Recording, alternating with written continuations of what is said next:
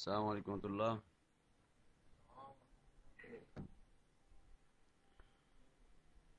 إن الحمد لله نحمده ونستعينه ونستغفره ونعوذ بالله من شرور أنفسنا ومن سيئات أعمالنا. من يهده الله فلا مضل له ومن يضلل فلا هادي له، وأشهد أن لا إله إلا الله وحده لا شريك له، وأشهد أن محمدا عبده ورسوله. يا أيها الذين آمنوا اتقوا الله حق تقاته ولا تموتن إلا وأنتم مسلمون. يا أيها الناس اتقوا ربكم الذي خلقكم من نفس واحدة وخلق منها زوجها وبث منهما رجالا كثيرا ونساء، واتقوا الله الذي تساءلون به والأرحام إن الله كان عليكم رقيبا. يا أيها الذين آمنوا اتقوا الله وقولوا قولا سديدا يصلح لكم أعمالكم ويغفر لكم ذنوبكم، ومن يطع الله ورسوله فقد فاز فوزا عظيما. أما بعد فإن أصدق الحديث كلام الله، وخير الهدي هدي محمد صلى الله عليه وسلم، وشر الأمور محدثاتها وكل محدثة بدعة وكل بدعة ضلالة وكل ضلالة في النار. أعوذ بالله من الشيطان الرجيم.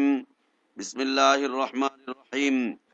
ويا قوم ما لي أدعوكم إلى النجاة وتدعونني إلى النار، تدعونني لأكفر بالله وأشرك به ما ليس لي به علم، وأنا أدعوكم إلى العزيز الغفار. لا جرم أن ما تدعونني إليه ليس له دعوة في الدنيا ولا في الآخرة، وأن مردنا إلى الله، وأن المسرفين هم أصحاب النار.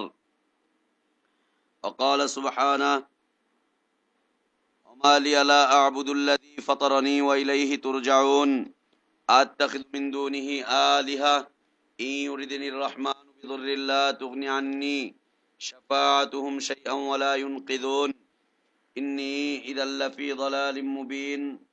إني آمنت بربكم فاسمعون.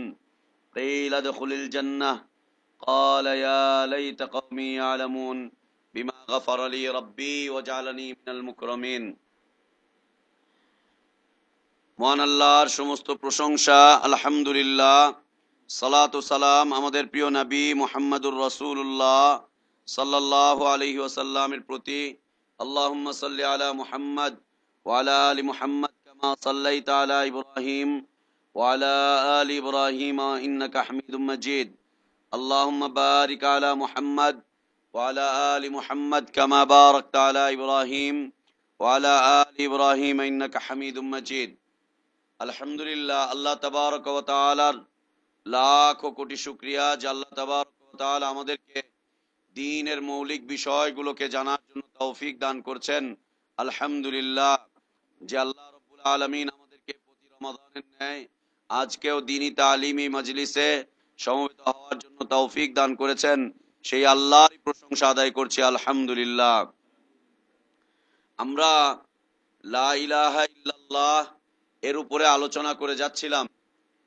লা ইলাহা ইল্লাল্লাহ, আমরা এই কালিমাটিকে কয়েকটি নাম আমরা উল্লেখ করেছিলাম, প্রায় 19-20টা বা 21টার মতো নাম আমরা উল্লেখ করেছিলাম, যে এই কালিমাগুলোকে আমরা এই নামে কোরআনে এবং সহিহ সুন্নাহয় খুঁজে পাচ্ছি।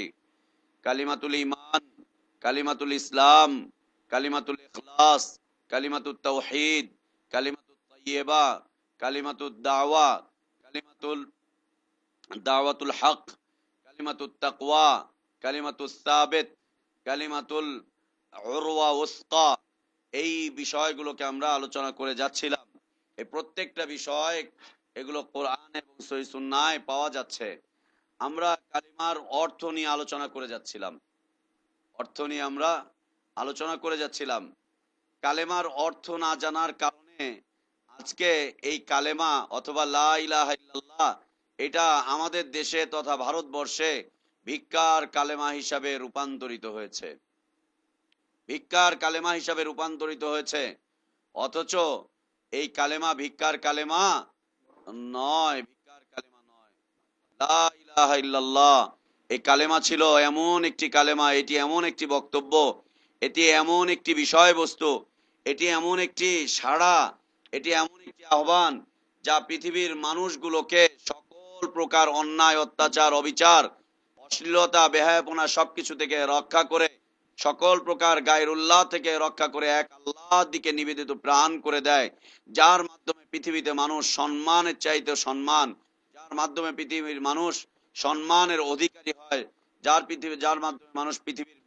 মাধ্যমে পৃথিবীর মানুষগুলো মর্যাদার একটা উঁচু স্থানে অধিষ্ঠিত হয়, সেই কালেমা আজকে আমাদের দেশে পরিণত হয়েছে ভিক্ষার কালেমা হিসেবে।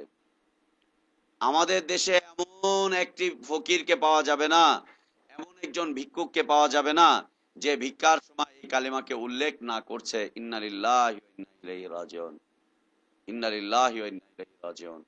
কে নিয়ে গেল ওই কালেমাকে ভিক্ষার কালেমা হিসেবে? আরব বিশ্বে গেলে কোথাও দেখা যাবে না যে কোনো ফকির, কোনো মিসকিন এভাবে করে ভিক্ষা চাচ্ছে, সে তার ভিক্ষা মাংছে আর লা ইলাহা ইল্লাল্লাহকে সে ব্যবহার করছে, এমন একটা নমুনা আরব বিশ্বে কোথাও খুঁজে পাওয়া যাবে না, কোথাও খুঁজে পাওয়া যাবে না। কেন? তার কারণ হচ্ছে ওরা লা ইলাহা ইল্লাল্লাহর অর্থ বোঝে। ও ভিখারি হতে পারে কিন্তু লা ইলাহা ইল্লাল্লাহর অর্থ বোঝে, লা ইলাহা ইল্লাল্লাহর অর্থ সে বোঝে। আমাদের দেশে অর্থ না বোঝার কারণে লা ইলাহা ইল্লাল্লাহ হচ্ছে বর্তমানে ভিক্ষার কালেমা। সকাল বেলা এসে গেটে কড়া নাড়বে, লা ইলাহা ইল্লাল্লাহ মুহাম্মাদুর রাসূলুল্লাহ, আম্মা দুগা ভিক্ষা দেন। রাস্তায় ভিক্ষা করছে লা ইলাহা ইল্লাল্লাহ বলে, অথবা আল্লাহ আল্লাহ বলে বলে রাস্তায় রাস্তায় ভিক্ষা মাংছে। আর নির্বাচন আসার সময় তো কথাই থাকে না। লা ইলাহা ইল্লাল্লাহ ধানের শীষে বিসমিল্লাহ, লা ইলাহা ইল্লাল্লাহ নৌকার মালিক তুই আল্লাহ, লা ইলাহা ইল্লাল্লাহ দাড়িপাল্লার মালিক তুই আল্লাহ। ইন্না লিল্লাহি ওয়া ইন্না ইলাইহি রাজিউন। কেন? কে করলো এই অবস্থা? কে করলো এই অবস্থা? নির্বাচনের জন্য লা ইলাহা ইল্লাল্লাহ আল্লাহ সুবহানাহু ওয়া তাআলা পৃথিবীতে পাঠাননি। এই কালেমাকে নির্বাচনের জন্য আল্লাহ সুবহানাহু ওয়া তাআলা পাঠাননি, অথবা ভিক্ষাবৃত্তির জন্য আল্লাহ সুবহানাহু ওয়া তাআলা এই কালেমাকে পাঠাননি। ভিক্ষাবৃত্তি করবে, তাহলে বোঝা যাচ্ছে যে এই কালেমার কারণে ওরা ফকির থেকে ফকির হয়েই যাচ্ছে, আর এই কালেমার কারণে এরা নির্বাচনে বিজয় থেকে বিজয়ী একের পর এক হয়েই যাচ্ছে। ইন্না লিল্লাহি ওয়া ইন্না ইলাইহি রাজিউন, ইন্না লিল্লাহি ওয়া ইন্না ইলাইহি রাজিউন। কেন সৃষ্টি হলো এই অবস্থার? এই অবস্থার কেন সৃষ্টি হলো? এই উম্মাদকে গোমরাহ করে দেওয়ার প্রধান মাধ্যম হচ্ছে লা ইলাহা ইল্লাল্লাহর অর্থের বিকৃতি। একটা জাতিকে আমরা রাস্তায় ঘাটে পড়ে থাকি শিক্ষাই জাতির মেরুদণ্ড, শিক্ষাই জাতির মেরুদণ্ড, এই কথাটি আমরা পড়ে থাকি। আসলেও কথাটি তাই। যে জাতি যে অবস্থায় থাকে সে জাতিকে সহ্য বিজয় পৌঁছে দেয় তার শিক্ষা। মুসলিম জাতি যেখানেই থাকবে ও বিজয়ী অবস্থায় থাকবে যতক্ষণ পর্যন্ত ও লা ইলাহা ইল্লাল্লাহর অর্থ জানবে, তাওহীদের অর্থ জানবে, কালিমাতুল ইখলাসের অর্থ জানবে, কালিমাতুল ইসলামের অর্থ জানবে, কালিমাতুল ঈমানের অর্থ জানবে, কালিমাতুল তাকওয়ার অর্থ জানবে, কালিমাতুল শাহাদার অর্থ যতক্ষণ পর্যন্ত সে জানবে, কালিমা সফল হওয়ার কালিমার অর্থ যখন জানবে, তখন সে সহ্য বীর্যের দিক দিয়ে সে বিজয়ী থাকবে। যখনই এই অর্থটা ওর মধ্য থেকে বিকৃতি ঘটবে, তখন ওর অবস্থা নিচু থেকে নিচু চলেই যেতে থাকবে, যার অবস্থা আমরা আজকে দেখতে পাচ্ছি। ইন্না লিল্লাহি ওয়া ইন্না ইলাইহি রাজিউন। প্রিয় উপস্থিতি, আমরা গতকালকে কালেমার কয়েকটি বেঠিক অর্থ, অশুদ্ধ অর্থের কথা আলোচনা করেছিলাম। আমরা বলেছিলাম যে শিরকের অনুপ্রবেশ ঘটেছে, বা সর্বেশ্বরবাদীদের অনুপ্রবেশ ঘটেছে, বা এই উম্মাতের পরিবর্তন ঘটেছে লা ইলাহা ইল্লাল্লাহর পরিবর্তনের মাধ্যমে। গতকালকে কয়টা অর্থ বলেছিলাম আমরা? জি, কয়টা? 3টা, 5টা, 6টা, 7টা? কয়টা বলেন দেখি? নজরুল ভাই একটা বলেন।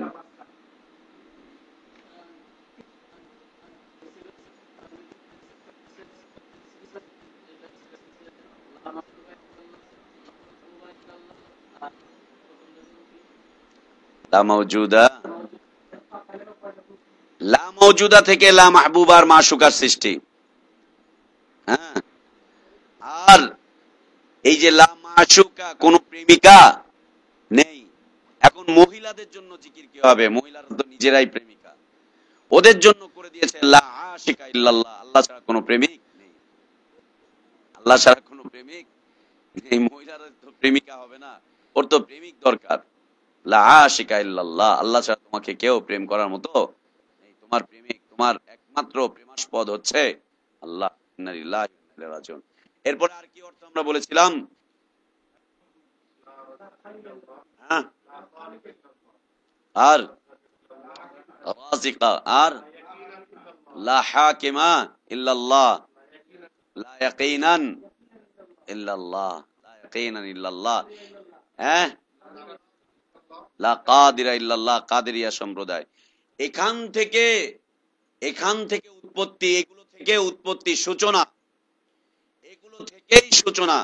যারা লা হাকিমা ইল্লাল্লাহ বলছে, ওরা নির্বাচনের সময় বলছে লা ইলাহা ইল্লাল্লাহ, অমুকেরটার মধ্যে তুই আল্লাহ, ওইটার মধ্যে তুই আল্লাহ, এটার মধ্যে তুই আল্লাহ, ওইটার মধ্যে বিসমিল্লাহ, হ্যাঁ, ওইটার মধ্যে এইটা, ওইটা সেটা। যারা লা হাকিমা ইল্লাল্লাহ নিচ্ছে, তারা নির্বাচনের সময় এই কথাগুলো বলছে। আর ভিখারি ভিক্ষা বৃত্তির সময় লা ইলাহা ইল্লাল্লাহ বলছে। আর আমরা তো জানি, আমাদের দেশ যখন স্বাধীন হয়েছিল, ওই সময় লা ইলাহা ইল্লাল্লাহর ভিত্তিতে অনেক মানুষকে পাকিস্তানি সেনাবাহিনীরা ছেড়ে দিয়েছিল। এই তো মুসলিম হ্যায়? হ্যাঁ মুসলিম হো, বল বল কালিমা বল। ও বলছে লা ইলাহা ইল্লাল্লাহ, যা চলে যা। আমার নানার বাড়ির এলাকায় এটা হয়েছিল, গাজীপুরে। হিন্দুরা লা ইলাহা ইল্লাল্লাহ বলেছে, তো ওকে ছেড়ে দিয়েছে। এরপরে ওদের কাছে সংবাদ পৌঁছালো যে অনেক হিন্দুরাই কালেমা জানে, এই জন্য কালেমা শুনেই এদেরকে ছাড়া যাবে না। পরবর্তীতে ওরা নতুন আর একটা স্টেপ চালু করলো, প্যান্ট খুলে চেক করো, প্যান্ট খুলে চেক করো। এই ঘটনাও ঘটেছে 71 সালে। প্যান্ট খুলো, প্যান্ট খুলে চেক করো যে কাটা কাটা আছে। যদি কাটা থাকে তো ও মুসলিম, কাটা না থাকলে অমুসলিম না। এখন যুদ্ধের সময় আর নতুন করে কাটবে কি? ওই সময় মরণ বাচন দশা, ওই সময় কাটানোর মতো, মুসলমানি করার মতো লোক কোথায়, হাজাম কোথায়, পাচ্ছে না। আল্লাহ আকবার। আর একটা ঘটনা শুনেছিলাম, নাসির ভাই ওই ঘটনা শোনায়, যে এক বাড়িতে গেছে, এই ঘটনা শুনেছিলাম, সত্য মিথ্যা আল্লাহ ভালো জানে। এক বাড়িতে গেছে, হিন্দু বাড়ি, নাম শুনে গিয়েছে, পাকিস্তান সেনাবাহিনী নাম শুনে গিয়েছে, ওই বাড়িতে হিন্দু থাকে, এই করে সেই করে। ওই বাড়ির মেন গেট খুলে ঘরের ভিতরে ঢুকেই দেখে বিশাল একখান বুজুর্গ দাঁড়িয়ে আছে, বড় একটা জুব্বা পরা, এত বড় দাড়ি, এত বড় দাড়ি, বড় দাড়িওয়ালা, বড় জুব্বা পরা, পাগড়ি পরা একখান বুজুর্গ দাঁড়িয়ে আছে। এখন সেনাবাহিনী ঢুকে জিজ্ঞেস করছে, ইয়ে কোন হ্যায়? ये तेरा पिताजी है? बोलছে हाँ हाँ ये मेरा पिताजी है। बड़ा बड़ा बुजुर्ग आदमी है, ये बड़ा बुजुर्ग आदमी है। ও বলছে যে এ তো বড় বুজুর্গ মানুষ, আমার কাছে মিস ইনফরমেশন দেওয়া হয়েছে এটা হিন্দু বাড়ি। এ তো দেখি হিন্দু বাড়ি না, এ তো বড় বুজুর্গ। বলছে এ কোন है? বলছে ये मेरा पिताजी है। तेरा पिताजी है तो तू तो मुस्लिम है, क्यों तुझे मारूंगा? बस उसको, ও তাকে ছেড়ে দিয়েছে, তুই छोड़ दिया जाएगा, बस ওকে ছেড়ে দিল। ছেড়ে দেওয়ার পরে ও তো চলে গেছে। এখন বলতেছে পিতাজি তোমার আশীর্বাদে আমি টিকে আছি। পিতাজিটা কে? রবীন্দ্রনাথ ঠাকুর। রবীন্দ্রনাথ ঠাকুর। রবীন্দ্রনাথ ঠাকুরের আপনারা বড় জুব্বা পরা পাগড়িওয়ালা ছবি দেখেছেন? দেখেছেন? বড় জুব্বা পরে, এত বড় দাড়ি, কত সুন্দর করে দাঁড়িয়ে আছে। আর চিত্র জগতে একটা আছে না, ওর নাম যেন কি, আল্লাহর বান্দা, চিত্র জগতে একটা আছে যে সুভাষ দত্ত। সুভাষ দত্ত এত বড় দাড়ি, বড় একটা জিন্না ক্যাপ, কি সুন্দর মোজ গুলোকে এইভাবে করে ছাটা। ওরে আমি আজীবন জানতাম ও মুসলিম, আমি প্রথম নাসির ভাই মুখে শুনলাম যে এটা হিন্দু। প্রথম একদিন এখানে কি পেপারে দেখতেছি ওই সুভাষ দত্ত, আমি বললাম যে লোকটাকে তো খুব সুন্দর দেখা যায় নাসির ভাই, পরে তো একটু দাওয়াত পৌঁছানো দরকার, ও চলচ্চিত্রের সাথে আছে, কত সুন্দর। পরে নাসির ভাই শুনলো এতে হিন্দু, বড় বুজুর্গ, ওকে ছেড়ে দিয়েছে। কেন ছাড়লো? তেরা পিতাজি, হ্যাঁ হ্যাঁ এরা মেরা পিতাজি হয়। ও সুযোগ কাজে লাগালো যে হ্যাঁ আমার পিতা, তোর পিতা এত বড় দাড়ি, এত বড় বুজুর্গ মানুষ, তোকে মারবো এটা তো ঠিক না, আমাকে মিস ইনফরমেশন দিছে, মিস ইনফরমেশন দিছে। পরে দেখা গেল যে ও রবীন্দ্রনাথ ঠাকুর। হ্যাঁ, তো এই লা ইলাহা ইল্লাল্লাহর অর্থের পরিবর্তনের মাধ্যমে মানুষকে বিভিন্ন মুখে করে নিয়ে চলে যাওয়া হয়েছে, বিভিন্ন মুখী করে নিয়ে চলে যাওয়া হয়েছে। এই লা ইলাহা ইল্লাল্লাহর অর্থের অত্যন্ত সূক্ষ্ম বিষয়বস্তু আমাদেরকে জানা উচিত। আমরা গতকালকে বলেছিলাম, প্রত্যেকটা জাহিলিয়াতের উৎস পর্যন্ত আমাদেরকে ফিরে যেতে হবে, যতটা সম্ভব উৎস পর্যন্ত আমাদেরকে চলে যেতে হবে, উৎস পর্যন্ত আমাদেরকে চলে যেতে হবে। আমরা যদি উৎস পর্যন্ত চলে যেতে পারি, তাহলে আমরা জাহিলিয়াতকে চিহ্নিত করতে পারবো এবং আমরা ফিরে চলে আসতে পারবো। অন্যথায় আমাদের ফিরে আসা অত্যন্ত দুষ্কর হয়ে যাবে। সম্মানিত উপস্থিতি, এরকম লা ইলাহা ইল্লাল্লাহর আরো অনেকগুলো অর্থ রয়েছে, যেগুলো শাখা প্রশাখা অর্থ। মৌলিকভাবে মূল মূল যে অর্থগুলো আমরা আলোচনা করেছি, এগুলোই বর্তমান সময় বড় বড় জাহিলিয়াতের ক্ষেত্রে ব্যবহৃত হচ্ছে। এখান থেকে শাখা প্রশাখা বের হয়েছে। আসলে লা ইলাহা ইল্লাল্লাহর অর্থটা কি? লা ইলাহা ইল্লাল্লাহর আসলে অর্থটা কি? আমি বলবো যে এই পুরো কোরআনুল কারীম যা আল্লাহ সুবহানাহু ওয়া তাআলা অবতীর্ণ করেছেন, যা রাসূলুল্লাহ সাল্লাল্লাহু আলাইহি ওয়াসাল্লাম দাওয়াতের সূচনা ঘটিয়েছিলেন, এই পুরো কোরআনুল কারীম লা ইলাহা ইল্লাল্লাহর অর্থের বর্ণনা দিচ্ছে। লা ইলাহা ইল্লাল্লাহর অর্থের বর্ণনা দিচ্ছে। লা ইলাহা ইল্লাল্লাহর সাক্ষ্যের বর্ণনা দিচ্ছে। লা ইলাহা ইল্লাল্লাহর দাওয়াতের বিষয়বস্তুর বর্ণনা দিচ্ছে পুরো কোরআনুল কারীম। পুরো কোরআনুল কারীম যেই আয়াতই পড়বেন, ওই আয়াতের মধ্যেই দেখবেন যে লা ইলাহা ইল্লাল্লাহর অর্থের বর্ণনা রয়েছে, অথবা তাওহীদের বর্ণনা রয়েছে, অথবা ঈমানের বর্ণনা রয়েছে, অথবা ইখলাসের বর্ণনা রয়েছে, অথবা তাকওয়ার বর্ণনা রয়েছে, অথবা কালিমাতুস সাবিতের বর্ণনা রয়েছে। আমরা লা ইলাহা ইল্লাল্লাহর যতগুলো নাম বলেছিলাম, প্রত্যেকটা বিষয়ের বর্ণনা, যে কোনো একটা বর্ণনা কোরআনুল কারীমে যে কোনো একটা সূরায় আছে, অথবা প্রত্যেকটা আয়াতের মধ্যে যে কোনো একটা বর্ণনার সংমিশ্রণ আছেই আছে, আছেই আছে, আছেই আছে। পুরো কোরআনুল কারীম লা ইলাহা ইল্লাল্লাহর অর্থের বর্ণনা দিচ্ছে। এই জন্য কোরআন আল্লাহ রাসূল সাল্লাল্লাহু আলাইহি ওয়াসাল্লামের উপরে অবতীর্ণ হওয়ার পরে উনি দাওয়াতের সূচনা ঘটালেন লা ইলাহা ইল্লাল্লাহ বলে। আর তিনি যখন মৃত্যুবরণ করছেন, মৃত্যুবরণ করার পূর্বে লা ইলাহা ইল্লাল্লাহর একটা অর্থের বর্ণনা দিয়ে তিনি লা ইলাহা ইল্লাল্লাহর একটা অর্থের বর্ণনা দিয়ে তিনি মৃত্যুবরণ করছেন। তিনি দোয়া করছেন লা ইলাহা ইল্লাল্লাহ ইন্না লিল মাউতি সাকারাত, আল্লাহ ছাড়া সত্য কোনো ইলাহ নেই, মৃত্যুর যন্ত্রণা খুব কঠিন। এরপর তিনি আল্লাহর কাছে দোয়া করছেন আল্লাহুম্মা লা তাজআল কবরি ওয়াসানা ইউবাদ, আল্লাহ তুমি আমার কবরটাকে মূর্তি পূজার স্থানে পরিণত করে দিও না। আমার কবরকে আল্লাহ তুমি মূর্তি পূজার স্থানে পরিণত করো না। আল্লাহ আমার কবরকে তুমি প্রতিমার স্থানে পরিণত করো না। আল্লাহ আমার কবরটাকে তুমি গায়রুল্লাহর ইবাদতের স্থানে পরিণত করো না। কে দোয়া করছেন? মুহাম্মাদুর রাসূলুল্লাহ সাল্লাল্লাহু আলাইহি ওয়াসাল্লাম। কেন?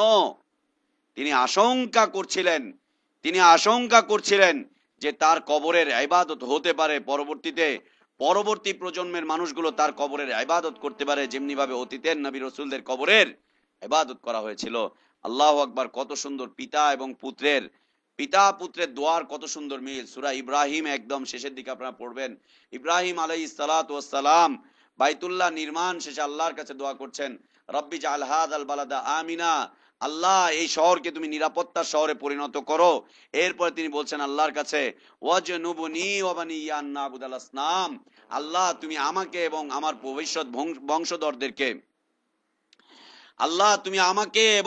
ভবিষ্যৎ বংশধরদেরকে মূর্তি পূজা থেকে হেফাজত করো। পিতার দোয়া, আর কয়েক পুরুষ পরে তার আরেকজন সন্তান এসে দোয়া করছেন, আল্লাহুম্মা লা তাজআল কবরি ওয়াসানা ইউবাদ, আল্লাহ তুমি আমার কবরটাকে মূর্তি পূজার স্থানে পরিণত করে দিও না। আল্লাহর কাছে তিনি দোয়া করছেন যে আল্লাহ মূর্তি পূজার স্থানে পরিণত করে দিও না। একজন নবীর সাথে আরেকজন নবীর কত সুন্দর মিল। এই জন্য আল্লাহ রাসূল সাল্লাল্লাহু আলাইহি ওয়াসাল্লাম বলছেন যে প্রত্যেকটা নবী রাসূল হচ্ছেন ভাই। প্রত্যেক নবী রাসূল হচ্ছেন ভাই, বইমাত্রেও ভাই। এদের মা ভিন্ন, কিন্তু বাবাদের যে ধারাবাহিকতা, বাবাদের আদর্শের ধারাবাহিকতা, এই আদর্শের ধারাবাহিকতা হচ্ছে এক। ইব্রাহিম আলাইহিস সালাম যে আদর্শে ছিলেন, মুসা আলাইহিস সালাম একই আদর্শে ছিলেন, ঈসা আলাইহিস সালাম একই আদর্শে ছিলেন, তারপর নূহ আলাইহিস সালাতু ওয়াস সালাম একই আদর্শে ছিলেন, হারুন আলাইহিস সালাতু ওয়াস সালাম একই আদর্শে ছিলেন। প্রত্যেক নবী রাসূল হচ্ছে একই আদর্শের ধারাবাহিকতায় তারা এসেছেন। বলছেন যে প্রত্যেক নবী রাসূল হচ্ছেন ভাই। প্রত্যেক নবী রাসূল হচ্ছেন ভাই। কোন দিক দিয়ে? আদর্শের দিক থেকে। এজন্য প্রত্যেক নবী রাসূলের এই দোয়াগুলো দেখবেন একই রকম। তাওহীদ ভিত্তিক দোয়া, তাওহীদ ভিত্তিক দাওয়াত, তাওহীদ ভিত্তিক তাদের আহ্বান, তাওহীদ ভিত্তিক তাদের জীবনাচার, তাওহীদ ভিত্তিক তাদের চাল চলন। প্রত্যেকটা ক্ষেত্রে তাদেরকে এক এবং এক রকম দেখা যাবে, এক এবং একাকার দেখা যাবে। তো লা ইলাহা ইল্লাল্লাহর অর্থ যদি আমরা বুঝতে চাই, তাহলে আমরা পুরো কোরআনুল কারীমকে অধ্যয়ন করলে আমরা লা ইলাহা ইল্লাল্লাহর অর্থ বুঝতে পারি। লা ইলাহা ইল্লাল্লাহর অর্থ বুঝতে পারি। এবং সবচাইতে বড় যে অর্থ, মৌলিকভাবে সবগুলো অর্থকে যে অর্থটা শামিল করে, সবগুলো অর্থকে যে অর্থটা একাকার করে নিচ্ছে, শামিল করছে, সবগুলো অর্থকে যে অর্থটা শামিল করছে, প্রত্যেক নবী লা ইলাহা ইল্লাল্লাহর মৌলিক বিষয়বস্তু যে দাওয়াত দিয়েছেন, প্রত্যেকটা দাওয়াতের মৌলিক বিষয়বস্তু এবং সবগুলো অর্থ যে অর্থকে শামিল করছে, এক করছে, সেই অর্থটা আমরা খুঁজে পাবো সূরা লোকমান আয়াত নাম্বার 30। সূরা লুকমান আয়াত নাম্বার 30। আল্লাহ সুবহানাহু ওয়া তাআলা বলেন,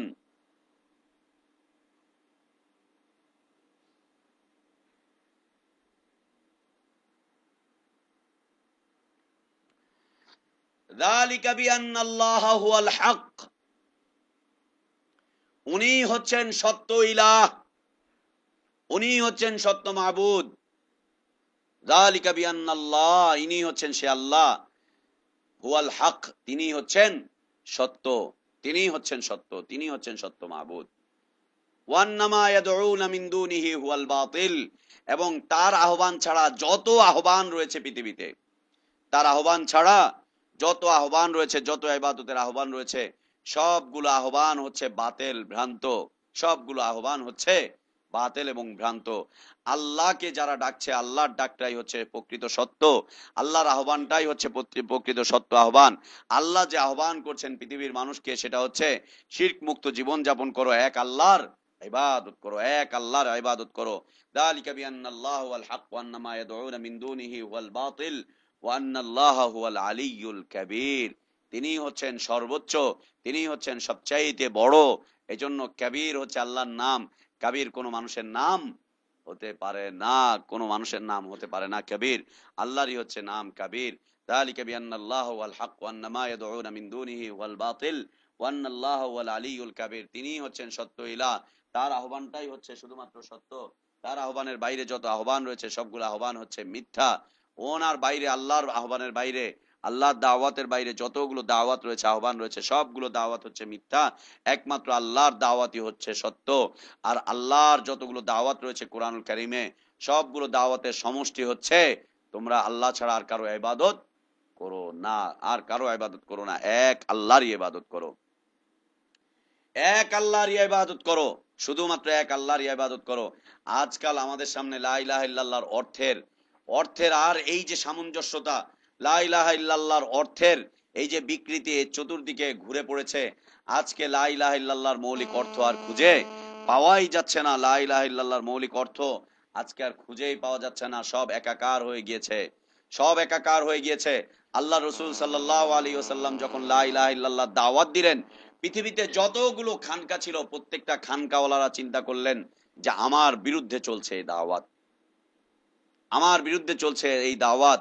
মক্কায় বাইতুল্লাহর ভিতরে 360টা মূর্তি ছিল, 360টা প্রতিমা ছিল, 360টা মাবুদের মূর্তি ছিল, 360টার ইবাদত করা হতো। যারা এই 360টার ইবাদত করত, তাদের টনক নড়ে উঠলো যে এই 360টার তো ইবাদত করা যাবে না। টনক নড়ে উঠলো তাদের, 360টা তরিকার টনক নড়ে উঠলো। এরপরে মক্কার আশেপাশে অলিত গলিতে যতগুলো খানকা ছিল, যতগুলো মাহবুদের আখড়া ছিল, প্রত্যেকটা টনক নড়ে উঠলো। এবং মক্কার বাইরে যে সমস্ত খানকাগুলো ছিল, যারা তাদের দাওয়াত গুলো নিয়ে মক্কা দিকে আসতেন, ওরা এসে ওদেরও টনক নড়ে গেল, ওদেরও টনক নড়ে গেল। ওরাও চিন্তা ভাবনা করা শুরু করলো, ওরাও বুঝতে শুরু করলো যে আমাদের তো এই দাওয়াত আর চলবে না, আমাদের এই আহ্বান আর চলবে না, আমাদের এগুলো তো আর চলবে না। কতগুলো অর্থকে সামিল করছে, অসংখ্য অর্থকে সামিল করছে এক লা ইলাহা ইল্লাল্লাহ, যার মৌলিক দাওয়াত হচ্ছে, মৌলিক বিষয়বস্তু হচ্ছে আল্লাহ ছাড়া কোনো সত্য মাহবুদের আর, আল্লাহ ছাড়া আর কোনো সত্য মাহবুদ নেই, আল্লাহ ছাড়া আর কোনো মাহবুদের ইবাদত চলবে না। আল্লাহ ছাড়া যতগুলো মাহবুদ রয়েছে, সবগুলো মাহবুদ হচ্ছে মিথ্যা, বাতিল, ভ্রান্ত, মিথ্যা, বাতিল, ভ্রান্ত। আজকাল লা ইলাহা ইল্লাল্লাহ একটা গ্রুপের কাছে চলে, আরেকটা গ্রুপ সত্যায়ন করে, আরেকটা গ্রুপ বলছে ও বাতিল, নিজের দিকে আবার বলছে যে না আমি হচ্ছি সত্য, এই বলছে ও হক্কানি, ও বলছে ও হক্কানি, ও বলছে ও ভণ্ড, ও বলছে আমি হক্কানি, ও বলছে আমারটাই সঠিক, আমারটাই ঠিক, আমারটাই হচ্ছে অরিজিনাল, অন্যগুলো যেগুলো আছে এগুলো সব হচ্ছে ভণ্ডামি। এক একজন এক এক অবস্থায় নিয়ে গেল, অথচ প্রত্যেকের কাছেই লা ইলাহা ইল্লাল্লাহ রয়েছে। আর আল্লাহ রাসূল সাল্লাল্লাহু আলাইহি ওয়াসাল্লাম এমন ভাবে লা ইলাহা ইল্লাল্লাহর আহ্বান করেছিলেন যে পৃথিবীর যতগুলো আখড়া রয়েছে, যতগুলো খানকা রয়েছে, যতগুলো তরিকা, মত, পথ, ইজম যা যা রয়েছে, প্রত্যেকের কাছে গিয়ে আঘাত করা শুরু করে দিল। বক্তব্য একটাই, আহ্বান একটাই, দাওয়াত একটাই, বিষয়বস্তু একটাই, চলছে একটাই কথাবার্তা, কিন্তু আঘাত করছে কতগুলো সেক্টরে, অসংখ্য সেক্টরে আঘাত করছে। আর আজকাল একটা সেক্টরকে আঘাত করে তো 10টা সেক্টরকে লা ইলাহা ইল্লাল্লাহ সেভ করে নিয়ে যাচ্ছে। আঘাত করছে একটা সেক্টর, একটা সেক্টরকে আঘাত করছে, আর অন্যান্য সেক্টর গুলো তারা তাদের সেফটি নিচ্ছে, একটা সেফ পয়েন্টে চলে যাচ্ছে তারা।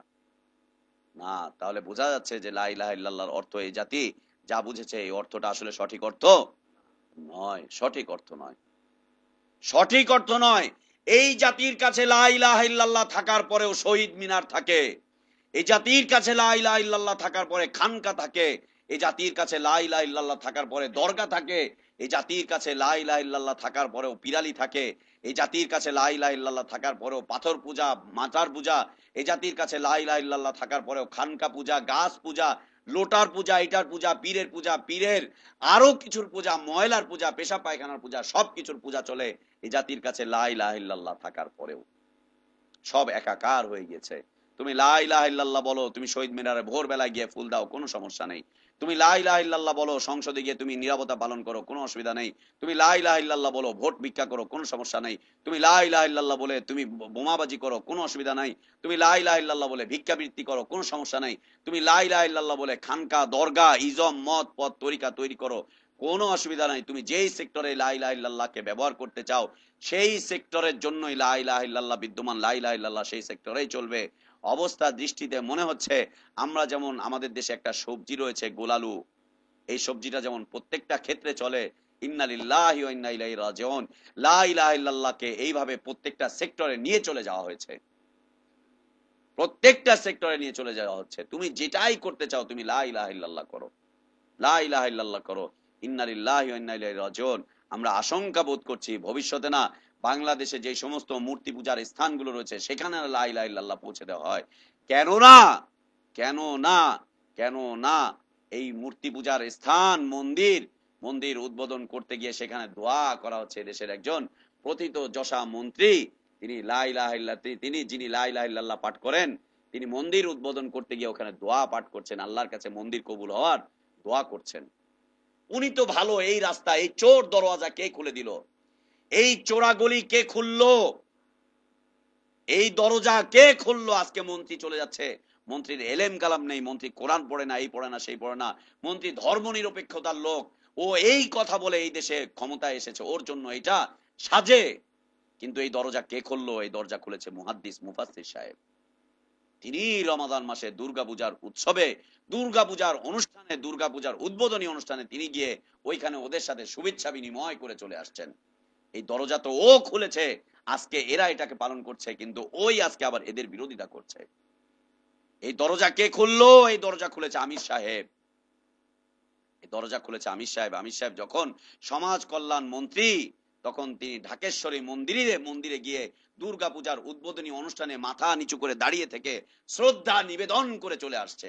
ওর জন্য এটা সাজে, কারণ ও শুধুমাত্র হুকুমত চায়। ও এর আগে শহীদ মিনারে গিয়েছে, ও এখন ওইখানে মন্দিরে গিয়েছে, তাতে সমস্যা কি? ওনা ভবিষ্যতে গিয়ে ওখানে ইবাদতি করে, আল্লাহ হেফাজত করে, আল্লাহ হেফাজত করে এই জাতিকে। কি দিয়ে বোঝাবো? আসলে আমাদের যোগ্যতা নেই, আমরা বোঝাবার মতো কোনো যোগ্যতা আমাদের নেই। আমরা কি দিয়ে বোঝাবো? তবে একটা কথা বলছি তোমাদেরকে, তোমরা সব তরিকা মত পথ ছেড়ে দিয়ে আল্লাহর কালাম পড়া শুরু করো, আল্লাহর কালাম তোমাদেরকে পথ দেখাতে শুরু করবে। আল্লাহর কালাম পড়া শুরু করো। আমরা বোঝাতে পারবো না তোমাদেরকে, তোমরা বড় বড় বিজ্ঞ মানুষ, কিন্তু মনে রেখো তোমরা বিভ্রান্তির মধ্যে রয়েছো। তোমরা আল্লাহর এই কালেমাকে এমন একটা বিষয় পরিণত করেছো যে যেখানেই যাও সেখানেই এই কালেমা, যেখানেই যাও ওখানেই কালেমা। বিচারপতিকে কুর্নিশ করছে, তার পিছনে লেখা আছে লা ইলাহা ইল্লাল্লাহ। বিচারপতির সামনে রুকুর মতো অবনত হচ্ছে বিচার প্রার্থীরা অথবা আইনজীবীরা, আর সেই বিচারপতির মুখে দাঁড়িয়ে আছে, সে সালাতের সময় সালাত পড়তে যাচ্ছে, ও লা ইলাহা ইল্লাল্লাহ জিকির আজকারও করে, জিকির আজকারও করে। লা ইলাহা ইল্লাল্লাহ সবকিছুর মধ্যে চলে এসেছে, সবকিছুর মধ্যে চলে এসেছে। ইন্না লিল্লাহ, আমরা আশঙ্কা বোধ করছি এটাকে না আর কোথায় কোথায় নিয়ে যাওয়া হয়, আর না কোথায় কোথায় নিয়ে যাওয়া হয়। এমন একটা শিরকের আখড়া, ইসলামী না, ইসলাম নামদারি শিরকের এমন একটা আখড়া খুঁজে পাওয়া যাবে না যেই আখড়াতে কালিমাতু শাহাদা লেখা নেই, লা ইলাহা ইল্লাল্লাহ লেখা নেই। কবরে সেজদা চলছে, উপরে লেখা লা ইলাহা ইল্লাল্লাহ। মাজারে সেজদা চলছে, উপরে লেখা লা ইলাহা ইল্লাল্লাহ। পীর ওর পাটাকে লম্বা করে রেখেছে, মানুষ এসে সেজদা করছে, ওর পিছনে লেখা কালিমাতুত তাইয়্যিবা, কালিমাতুল ইখলাস, কালিমাতুল ঈমান, কালিমাতুল ইসলাম ওর পিছনে লাগানো, ওর পিছনে লাগানো। পীর সেজদা নিচ্ছে, কিছুদিন আগে পেপারে এসেছে, পীর সেজদা নিচ্ছে, সেজদা নেওয়া পীর, ওর মাথার মধ্যে লা ইলাহা ইল্লাল্লাহর পট্টি বাঁধা, লা ইলাহা ইল্লাল্লাহর পট্টি বাঁধা। ইন্না লিল্লাহি ওয়া ইন্না ইলাইহি রাজিউন। আর কোথায় কোথায় যাবে, আর কত অধপতন দেখতে হবে এই দেশের মানুষের, আর কত অধপতন দেখতে হবে। আল্লাহু আকবার। পুরো কোরআনুল কারীম লা ইলাহা ইল্লাল্লাহর অর্থ করছে, কখনো মৌলিক অর্থ বর্ণনা করছে, কখনো শাখাগত অর্থ বর্ণনা করছে, কখনো শাখাগত অর্থ বর্ণনা করছে। লা ইলাহা ইল্লাল্লাহ। আল্লাহ সুবহানাহু ওয়া তাআলা সূরা বাকারা 163 নম্বর আয়াত, লা ইলাহা ইল্লাল্লাহর অর্থের সূচনা আমরা এখানে পাচ্ছি।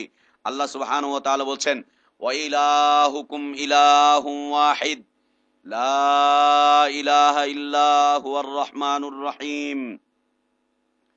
তোমাদের ইলাহ এবং তাদের ইলাহ হচ্ছেন একজন। লা ইলাহা ইল্লাহু, তিনি ছাড়া সত্য কোনো ইলাহ নেই। হুয়ার রহমান, তিনি রহমান, তিনি হচ্ছেন রাহিম। আল্লাহ সুবহানাহু ওয়া তাআলা কুরআনুল কারীমের সূরা ইয়াসিন 20, 21, 22, 23, 24, 25 নম্বর আয়াত পর্যন্ত, 20 থেকে নিয়ে 25 নম্বর আয়াত পর্যন্ত লা ইলাহা ইল্লাল্লাহর অর্থের ব্যাখ্যা দিচ্ছেন। আল্লাহ সুবহানাহু ওয়া তাআলা বলছেন, ওয়াজা রাজুলুম মিন আকসাল মাদিনাতি ইয়াসআ قال يا قوم اتبعوا المرسلين اتبعوا من لا يسألكم أجرا وهم مهتدون। একজন ব্যক্তি আসলো, একজন নবী আসলো কওমের কাছে, তিনি হেঁটে যাচ্ছেন আর বলে যাচ্ছেন, ইয়া কওম, হে জাতি, ইত্তাবিউল মুরসালিন, তোমরা রাসূলদের আনুগত্য করো। ইত্তাবিউ মান লা ইয়াসআলুকুম আজরা ওয়া হুম মুহতাদুন, তোমরা শুধুমাত্র তাদেরই আনুগত্য করো যারা তোমাদের কাছে কোনো ধরনের বিনিময় চায় না, তারাই শুধুমাত্র হেদায়েত প্রাপ্ত। এবং যখনই নবী, যখনই রাসূল এই কথা বললেন, তখনই রাসূলকে আবার ভিন্ন পথে পরিচালিত করা হচ্ছে, রাসূলকে আহ্বান করা হচ্ছে মূর্তি পূজার দিকে, রাসূলকে ডাকা হচ্ছে খানকা পূজার দিকে, রাসূলকে বলা হচ্ছে তুমি তোমার এই দাওয়াতকে বর্জন করো, আমি তোমাকে স্পষ্ট বিভ্রান্তির মধ্যে দেখছি। যেই এই কথা বলল, তখনই সেই জনপদের কাছে সেই রাসূল, সেই নবী বর্ণনা করছেন, মা লিয়ালা আবুদ, আমার কি হলো আমি ইবাদত করব না, আল্লাযী ফাতারানি, যিনি আমাকে সৃষ্টি করেছেন, ওয়া ইলাইহি তুরজাউন, এবং আমি তো তার, তুমি তো তার কাছেই, তোমরা তো তার কাছেই প্রত্যাবর্তন করবে। আমার কি হলো যে আমি অন্য সকল মাবুদকে বর্জন করে এক আল্লাহর ইবাদত করব না, যিনি আমাকে সৃষ্টি করেছেন। দেখো, এক আল্লাহর কাছেই তো তোমাদেরকে প্রত্যাবর্তন করতে হবে, দেখো এক আল্লাহর কাছেই তো তোমাদেরকে প্রত্যাবর্তন করতে হবে, যিনি তোমাদেরকে সৃষ্টি করেছেন, যিনি আমাকে সৃষ্টি করেছেন, আমি তার ইবাদত করব না, কি হলো আমার, আমি কেন তার ইবাদত থেকে বিরত থাকব। তিনি আরো বলছেন, আত্তাখিযু মিন দুনিহি আলিহা, আমি কি তাকে ছেড়ে দিয়ে আরো অসংখ্য ইলাহকে ধারণ করব, অসংখ্য মাবুদের ইবাদত করব। ইউরিদিন রহমানু বিদুরিল্লাহ তুগনি আন্নি শাফাআতুম শাইআ, রহমান যদি আমার জন্য কোনো অকল্যাণ চান, তাহলে কে আছে এমন যিনি আমাকে রহমানের অকল্যাণ থেকে বের করে আনতে পারে? কেউ কি আছে? আল্লাহ যার অকল্যাণ চাইবেন, অন্য কেউ তাকে অকল্যাণ থেকে বাঁচাবে। ওয়ালা ইউনকিদুন ইন্নী ইযাল্লা ফী দালালিম মুবিন, নবী বলছেন যে আমি তোমাদেরকে স্পষ্ট গোমরাহির মধ্যে দেখছি। ইন্নী আমানতু বিরাব্বিকুম ফাসমাউন, দেখো তোমরা, আমি তোমাদেরকে ডাকছি কল্যাণের পথে, আর তোমরা আমাকে ডাকছো অকল্যাণের পথে। আমার রব যদি আমার অকল্যাণ চান, তাহলে কে আর তোমাদেরকে কল্যাণ ফিরিয়ে এনে দিতে পারে? আর আমার রব যিনি আমাকে সৃষ্টি করেছেন, আমি তার ইবাদত করব না, কি হলো, তোমরা আমাকে আবার কোন পথের দিকে যাচ্ছ? আমি তোমাদেরকে গোমরাহির মধ্যে দেখছি। তোমরা মনে রাখো, তোমরা শুনে রাখো, ফাসমাউন, কান খুলে তোমরা শুনো, আমি হচ্ছি মুসলিম। ইন্নী আমানতু বিরাব্বিকুম ফাসমাউন, আমি ঈমান আনছি একক ইলাহের উপরে, যিনি শুধুমাত্র ইবাদতের হকদার, যিনি ছাড়া আর কেউ হকদার নেই ইবাদত পাওয়ার। তোমরা শুনে রাখো, আমি তার প্রতি ঈমান এনেছি। বিমা গাফালানি রব্বি ওয়া জাআলানি মিনাল মুকরামিন। ইন্নী আমানতু বিরাব্বিকুম ফাসমাউন কিলা দুখুলিল জান্নাহ ক্বালা ইয়া লাইতা কওমি ইয়ালামুন বিমা গাফারা লি রব্বি ওয়া জাআলানি মিনাল মুকরামিন। সূরা ইয়াসিনের এই আয়াত 20 থেকে নিয়ে 25 নম্বর আয়াতগুলো লা ইলাহা ইল্লাল্লাহর অর্থের পরিপূর্ণভাবে ব্যাখ্যা করছে যে তিনি শুধুমাত্র জান্নাতের মালিক, তিনি শুধুমাত্র কল্যাণের মালিক, তিনি শুধুমাত্র সৃষ্টি করেছেন আমাদেরকে, তিনি শুধুমাত্র ইবাদত পাওয়ার হকদার। তিনি যদি অকল্যাণ চান, তাহলে আর কেউ আমাদের জন্য কল্যাণ এনে দিতে পারে না। তিনি আমাকে ক্ষমা করবেন, তিনি আমাকে জান্নাত দান করবেন। অতএব তারই শুধুমাত্র ইবাদত চলবে, আর কারো ইবাদত চলবে না। আল্লাহ সুবহানাহু ওয়া তাআলা সূরা সদ আয়াত নাম্বার 5, আল্লাহ রাসূল সাল্লাল্লাহু আলাইহি ওয়াসাল্লাম যখন দাওয়াত দেওয়ার সূচনা ঘটালেন, তিনি যখন বললেন যে লা ইলাহা ইল্লাল্লাহ তুফলিহুন, তখনই মক্কার মুশরিকগুলো এবং অন্যান্য মুশরিক, অন্যান্য জনপদের মুশরিকগুলো তারা বলে উঠল, এ কেমন কথা, এতগুলো মাবুদের ইবাদত করে শেষ করতে পারছি না, আর তুমি একজন মাত্র মাবুদের ইবাদতের দিকে ডাকছো, এটা তো আশ্চর্যজনক কথা। আমরা তো চার্টার্ড অ্যাকাউন্টেন্টের ছাত্র, আমাদের কাছে তো এই হিসাবটা মোটেও মিলছে না, একেবারেই মিলছে না। আমরা সিএ করে এসেছি, আমাদের কাছে তো হিসাব মিলছে না। একজন মাবুদের ইবাদত করে আমরা কি করে নাজাত পাবো? এতগুলো মাবুদের ইবাদত করেই তো নাজাত পাচ্ছি না। আল্লাহু আকবার। লা ইলাহা ইল্লাল্লাহর অর্থের বর্ণনা করছে সূরা মুমিন, সূরা মুমিন আয়াত নাম্বার 41, সূরা মুমিন আয়াত নাম্বার 41। আল্লাহ সুবহানাহু ওয়া তাআলা বনি ইসরাইলের নবী মুসা আলাইহিস সালাতু ওয়াস সালামের বক্তব্যকে তুলে ধরছেন। মুসা আলাইহিস সালাতু ওয়াস সালাম তিনি যখন বনি ইসরাইলকে ডাকছেন, ফেরাউনের জাতিকে যখন ডাকছেন, তখন তারা আবার উল্টো মুসা আলাইহিস সালাতু ওয়াস সালামকে ডাকছে তাদের দিকে। যখন তারা আবার উল্টো তাদেরকে দিকে ডাকছে, তখন মুসা আলাইহিস সালাতু ওয়াস সালাম বলছেন, ওয়া কওম, হে আমার জাতি, মালি আদউকুম ইলান নাজাতি ওয়া তাদউনানি ইলান নার, কি হলো তোমাদের? আমি তো তোমাদেরকে কল্যাণের দিকে ডাকছি, আর তোমরা আমাকে অকল্যাণের দিকে ডাকছো, আগুনের দিকে ডাকছো।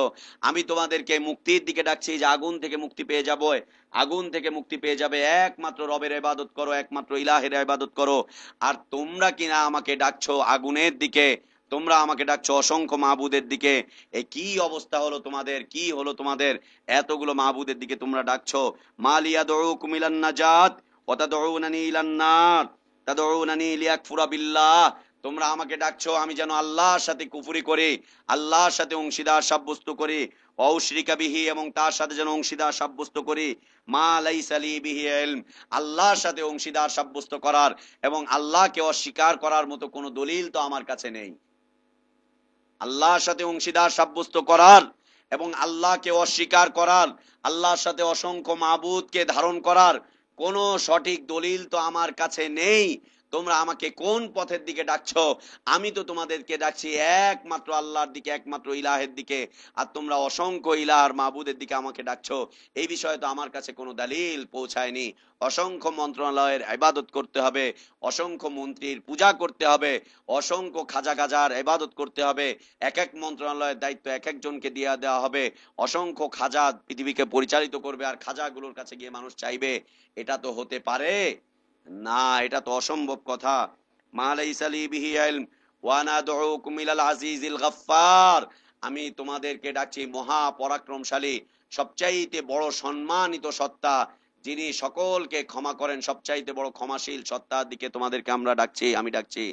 লা জারামান্না মা তাদউনানি ইলাইহি লাইসা লাহু দাওয়াতুন ফিদ দুনিয়া ওয়ালা ফিল আখিরাহ ওয়া আন্না মারাদ্দানা ইলাল্লাহ ওয়া আন্নাল মুসরিফিনা হুম আসহাবুন নার। তিনি বলছেন যে যেই দিকে তোমরা আমাকে ডাকছো, সেই দিক আমাকে কোনোদিন মুক্তি দিতে পারবে না। লাইসা লাহু দাওয়াতুন ফিদ দুনিয়া ওয়ালা ফিল আখিরাহ, যার কোনো দলিল দুনিয়াতে এবং আখিরাতে পেশ করা যাবে না, এমনই একটা দিকে তোমরা আমাকে ডাকছো। ওয়ান্না মারাদ্দানা ইলাল্লাহ, আমাদের শেষ পরিণতি হচ্ছে কার দিকে? আল্লাহর দিকে শেষ পরিণতি। ওয়ান্নাল মুসরিফিনা হুম আসহাবুন নার, মনে রেখো যারা ইসরাফ করবে, মুখ ফিরিয়ে নিবে, তারা হচ্ছে আগুনের অধিবাসী।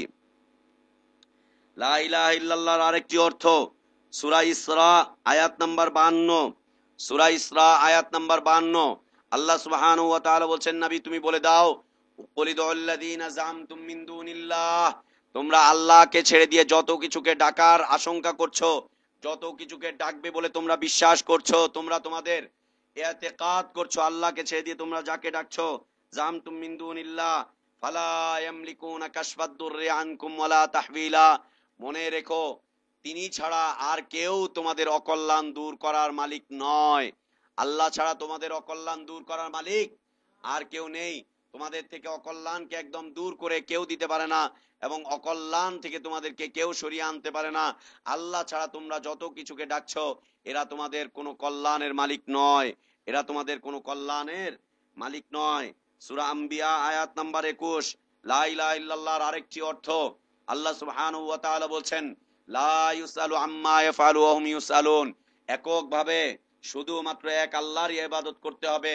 আল্লাহ যেই বিষয়গুলোকে ওয়াহি করেছেন, এই বিষয়গুলো আপনার যুক্তিতে আসুক চাই না আসুক, আল্লাহকে প্রশ্নের সম্মুখীন করা যাবে না, বরং আমার আপনার কর্মকাণ্ড সম্পর্কে আল্লাহ সুবহানাহু ওয়া তাআলা আমাকে আপনাকে প্রশ্ন করবেন। এই পুরো কোরআনুল কারীম এবং কোরআনুল কারীমের এই আয়াতগুলো লা ইলাহা ইল্লাল্লাহর অর্থের বিকৃতি, অর্থের বর্ণনা করছে, অর্থের বর্ণনা করছে, অর্থের বর্ণনা দিচ্ছে লা ইলাহা ইল্লাল্লাহর অর্থের। সম্মানিত উপস্থিতি, লা ইলাহা ইল্লাল্লাহ কোন শব্দের দাওয়াত নয়, কোন শব্দের দাওয়াত নয়। লা ইলাহা ইল্লাল্লাহ কোন শব্দের দাওয়াত নয়, বরং লা ইলাহা ইল্লাল্লাহ হচ্ছে একটি অর্থের দাওয়াত। আল্লাহ রাসূল সাল্লাল্লাহু আলাইহি ওয়াসাল্লাম অর্থের দিকে ডেকেছিলেন, এই জন্যই সবাই মিলে তার বিরোধিতা করেছিল, এই জন্যই সবাই মিলে তার একচ্ছত্র বিরোধিতা করে তার বিরুদ্ধে যুদ্ধে লিপ্ত হয়েছিল, তাকে বাড়ি থেকে বের করে দিয়েছিল, সবকিছু করেছিল। এই লা ইলাহা ইল্লাল্লাহর অর্থ মক্কার কাফেররা বুঝতো, কিন্তু লা ইলাহা ইল্লাল্লাহর অর্থ বাংলার মুসলিমরা বোঝে না, বাংলার মুসলিমরা বোঝে না লা ইলাহা ইল্লাল্লাহর অর্থ। এজন্য লা ইলাহা ইল্লাল্লাহ এই শব্দটি দিয়ে যাকাত কালেকশন করে, এজন্য লা ইলাহা ইল্লাল্লাহ এই শব্দটা দিয়ে রাস্তার মধ্যে কালেকশন করে, মাইকে ভিক্ষা করে, মাইকে ভিক্ষা করে। এক সময় আমরা ভিক্ষুকদেরকে দেখতাম দরজায় এসে কড়া নাড়তো, এখন মাইক দিয়ে ভিক্ষা করছে। এই মাইক দিয়ে ভিক্ষার রূপকার কারা? মৌলভী সাহেবেরা, হুজুর সাহেবেরা, হুজুর সাহেবেরা, হুজুর গানে দিন রানা হুজুর সাহেবেরা এই মাইক দিয়ে ভিক্ষার রূপকার। ভবিষ্যতে দেখা যাবে শুধু মাইকই চলবে না, ওই যে ইয়েগুলো আছে সাউন্ড সিস্টেম, সাউন্ড সিস্টেম দিয়ে ভিক্ষা করা হবে। যে আওয়াজটা যদি খারাপ হয় তাহলে হয়তো মানুষ বেশি ভিক্ষা দিবে না, এই জন্য সাউন্ড টেক থেকে সাউন্ড সিস্টেম ভাড়া করে নিয়ে আসে, এরপরে রাস্তায় রাস্তায় বসে বসে ভিক্ষা করা হবে, যে আওয়াজটা যাতে এমন হয়, ওই রকম হয়, সেরকম হয়। মাইক চলে এসেছে, অতএব সামনের দিকে ওগুলো আসাও এমন কিছুই নয়, এমন কিছুই নয়। সম্মানিত উপস্থিতি, যেই জিনিসের অর্থ আছে সেই জিনিসের শর্ত আছে, যে জিনিসের অর্থ আছে সেই জিনিসের শর্ত আছে। চাল এটা একটা শব্দ, এর একটা অর্থ রয়েছে। ভাত এটা একটা শব্দ, এর একটা অর্থ রয়েছে। এই ভাত শব্দের অর্থ তখনই হবে যখন শর্তটিকে পালন করা হবে। চাল কিনে আনলেন, এ কখনোই ভাত হবে না যদি শর্তটিকে পূরণ না করেন। শর্তটা হচ্ছে একে পানি দিয়ে চুলোতে বসিয়ে দিতে হবে, পানি দিয়ে চুলোতে বসিয়ে দিতে হবে। যার অর্থ আছে তার শর্ত আছে। এটা পাঞ্জাবি, পাঞ্জাবি এটা হচ্ছে পাঞ্জাবি, এই পাঞ্জাবির একটা অর্থ রয়েছে, সেটা হচ্ছে এটা একটা লেবাস। লেবাস এটা তখনই হবে যখন এটা শরীরে ধারণ করা হবে, শরীরে ধারণ করা হবে। যখন শরীরে ধারণ করা হবে তখন এটা লেবাসের অর্থ বহন করবে। প্রত্যেকটা জিনিসের যার অর্থ আছে তার একটা শর্ত আছে। এই যে পাখাগুলো চলছে, পাখা একটা শব্দ, এর অর্থ হচ্ছে বাতাস দিচ্ছে, আর এই বাতাস দেওয়ার একটা শর্ত হচ্ছে এটাকে কারেন্টে দিতে হবে, আর এটাকে সুইচটা টিপতে হবে। শর্ত না পুরা করা পর্যন্ত এটা কাজ করবে না, এটা কাজ করবে না। প্রত্যেকটা জিনিস যেটারই অর্থ আছে সেটার শর্ত আছে, যেটার অর্থ আছে সেটার শর্ত আছে। শর্তবিহীন অর্থ কোনোদিন টিকে থাকতে পারে না। আপনি লা ইলাহা ইল্লাল্লাহর অর্থ সবগুলো জানলেন, শর্ত জানলেন না, আপনি লা ইলাহা ইল্লাল্লাহর উপরে টিকে থাকতে পারবেন না। অর্থ জানলেন খুব ভালো করেই, যে লা ইলাহা ইল্লাল্লাহর অর্থ হচ্ছে লা মাবুদা ইল্লাল্লাহ, লা মাবুদা বিহাক্কিন ইল্লাল্লাহ। আমরা মূল অর্থটা বলিনি, অর্থটা হচ্ছে লা মাবুদা বিহাক্কিন ইল্লাল্লাহ, আল্লাহ ছাড়া সত্য কোনো মাবুদ নেই। অসংখ্য অসত্য মাবুদ পৃথিবীতে আছে, আছে না নাই? আছে না? ৩৩ কোটি দেবতার পূজা করা হচ্ছে, এগুলো মাবুদ নয়? হুজুরের পূজা করা হচ্ছে, মাবুদ নয়? খানকার পূজা করা হচ্ছে, এগুলো মাবুদ নয়? প্রত্যেকটাই মাবুদ, কিন্তু সত্য মাবুদ নয়, সত্য মাবুদ নয়, এগুলো একটাও সত্য মাবুদ নয়। প্রকৃত মাবুদ হচ্ছেন কে? একমাত্র আল্লাহ। এই অর্থ দিয়ে আমাদের কোনো কাজে আসবে না যদি আমরা শর্ত পূরণ না করি। খালি অর্থ জানলাম আল্লাহ ছাড়া কোনো মাবুদ নেই, কিন্তু শর্তকে পুরা করলাম না, এতে কোনো কাজে লাগবে? ফায়দা আসবে? সারা জীবন লা ইলাহা ইল্লাল্লাহ বলবেন, মরার সময় আপনার কানের মধ্যে ছেলে সন্তানরা এসে বলবে বাবা বলো লা ইলাহা ইল্লাল্লাহ। আর যদি মরার সময় বলতে না পারে, তাহলে অন্ততপক্ষে যখন মরে যাবেন আপনার খাটিয়াটিকে যখন এলাকার লোকজন নিয়ে যাবে তখন আপনাকে শুনিয়ে দিবে বলো কালিমায়ে শাহাদাত। কালিমা তো আর বলে না, কলমায়ে শাহাদাত, কলমায়ে শাহাদাত। আর কলেমার তো এখন কত অর্থ, বিয়ের সময় কলেমা পড়িয়ে দেয়। এরা পর্যন্ত মুসলমান ছিল না, এখনো হচ্ছে মুসলমান। কি হচ্ছে? কলমা করে দিয়েছি, কলমা করে দিয়েছি। শুনেন নাই কলমা করেছি? কলমা আবার কি?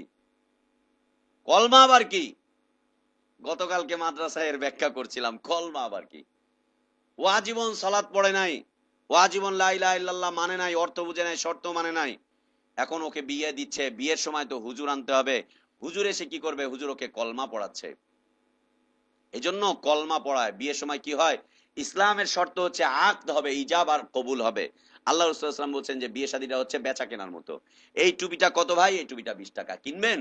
না ভাই আমি এটা 15 টাকা দিব। আচ্ছা ঠিক আছে দেন, 15 টাকা দেন, আপনি এটা নিয়ে যান। বিয়ে শাদীটা হচ্ছে এরকম।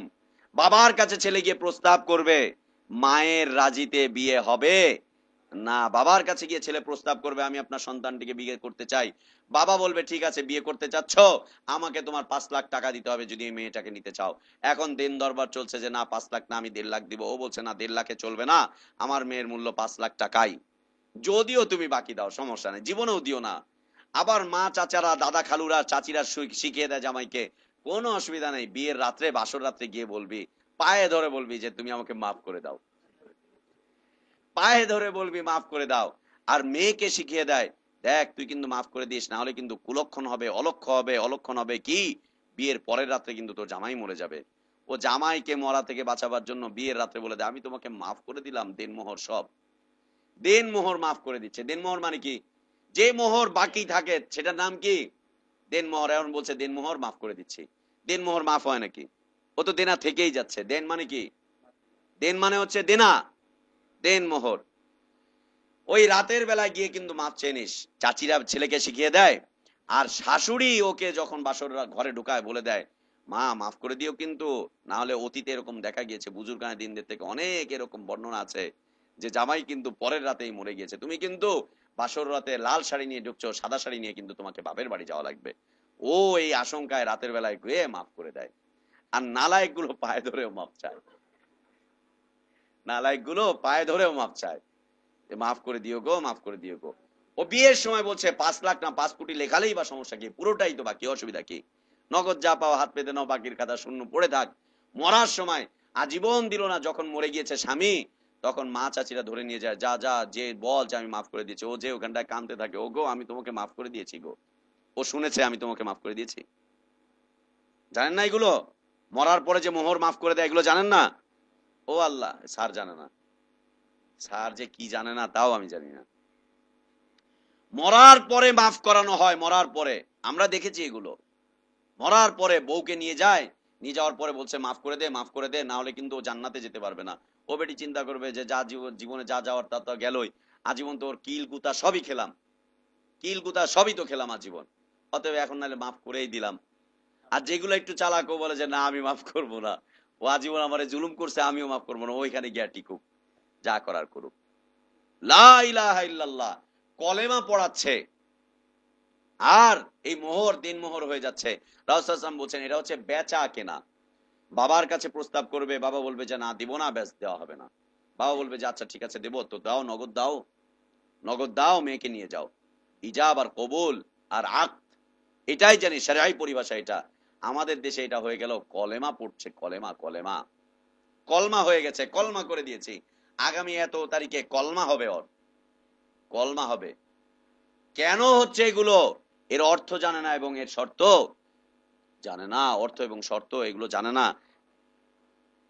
জি, অর্থ এবং শর্ত জানে না। মনে রাখতে হবে যেটার অর্থ আছে সেটার শর্ত আছে। এটা টুপি, এটার একটা অর্থ, টুপি শব্দের একটা অর্থ। এটা ততক্ষণ পর্যন্ত কাজে লাগবে যখন আমি এটাকে মাথায় দিয়ে হুজুর সাজবো, তারপরে না কাজ লাগবে। হুজুর সাজলাম না তো এই টুপি দিয়ে কি কাজে লাগবে আমার আপনার? ফায়দা হবে কোনো? না আসবে মিলাদ, না আসবে খতম, কিছুই আসবে না। কেউ আমাকে 40-এর জন্য ডাকবে না, কেউ হাদিয়াও দিবে না টুপি না থাকলে পরে। আর টুপিটা ওই রকম হয়েছে, কালেমাটাকে যেমন লা ইলাহা ইল্লাল্লাহকে ভিক্ষার জন্য নিয়ে গিয়েছে, ও আজীবন সালাতে যায় না, কিছুই করে না। সকালবেলা যখন ভিক্ষা করতে যায় তখন টুপিটাকে সুন্দর করে সাজিয়ে নিয়ে যায়। টুপি আছে তো। বর্তমানে ভিক্ষার জন্য শর্ত হচ্ছে টুপি আর দাড়ি থাকা। রাস্তায় ভিক্ষার জন্য শর্ত হচ্ছে টুপি আর দাড়ি থাকা। এটা না থাকলে কেমন যেন মানুষ ভিক্ষা দেয় না। এটা আছেই প্রত্যেকটা ফকিরের। ও সালাতও চেনে না, ও দাড়ি বোঝে না, ও টুপিও বোঝে না, ও কিছুই বোঝে না, কিছুই বোঝে না। টুপি আর দাঁড়িয়ে আছে। রাস্তায় দেখবেন যত ভিক্ষুকেরা, লা ইলাহা ইল্লাল্লাহ। এ কি হচ্ছে ইসলামের? কি করছে এরা ইসলামের? তো যা বলছিলাম, প্রত্যেকটা জিনিস যা অর্থ আছে তার শর্ত আছে। শর্ত যতক্ষণ পর্যন্ত পুরো না করা হবে অর্থ ততক্ষণ পর্যন্ত কাজে লাগবে না। শর্ত পুরা করতে হবে, না হলে অর্থ কাজে লাগবে না। আমরা এখানে 8টি শর্ত বর্ণনা করব, 8টি শর্ত বর্ণনা করব ইনশাআল্লাহ। যতটুকু আমরা বর্ণনা করতে পারি করব। এরপরে আমরা মাগরিবের পরে ইনশাআল্লাহ অল্প একটু সময় আলোচনা করে আমরা আজকে শেষ করে দিব। লা ইলাহা ইল্লাল্লাহর উপরে আজকে আলোচনা শেষ হয়ে যাবে ইনশাআল্লাহ। কালেমার শর্ত 1 নাম্বার, লা ইলাহা ইল্লাল্লাহ এর উভয় দিক সম্পর্কে জ্ঞান অর্জন করতে হবে। 1 নাম্বার শর্ত হচ্ছে লা ইলাহা ইল্লাল্লাহর উভয় দিক সম্পর্কে জ্ঞান অর্জন করতে হবে। উভয় দিকটা হচ্ছে নেতিবাচক এবং ইতিবাচক, নেগেটিভ এবং পজিটিভ, নেগেটিভ এবং পজিটিভ, নেতিবাচক এবং ইতিবাচক উভয় দিক সম্পর্কে জ্ঞান অর্জন করতে হবে, জ্ঞান অর্জন করতে হবে। যতক্ষণ পর্যন্ত লা ইলাহা ইল্লাল্লাহর জ্ঞান অর্জন না করবে ততক্ষণ পর্যন্ত লা ইলাহা ইল্লাল্লাহর অর্থ ওকে কোনো কাজে দিবে না, ওর মধ্যে কোনো কাজ আসবে না, কোনো ক্রিয়া প্রতিক্রিয়া সৃষ্টি করবে না, এই সমাজের কোনো প্রভাব বিস্তার করবে না।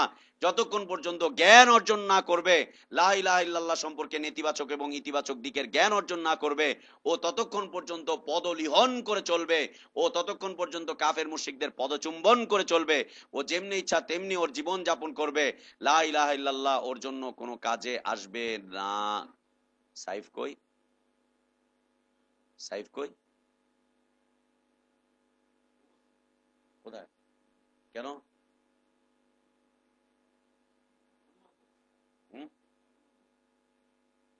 অভিমান?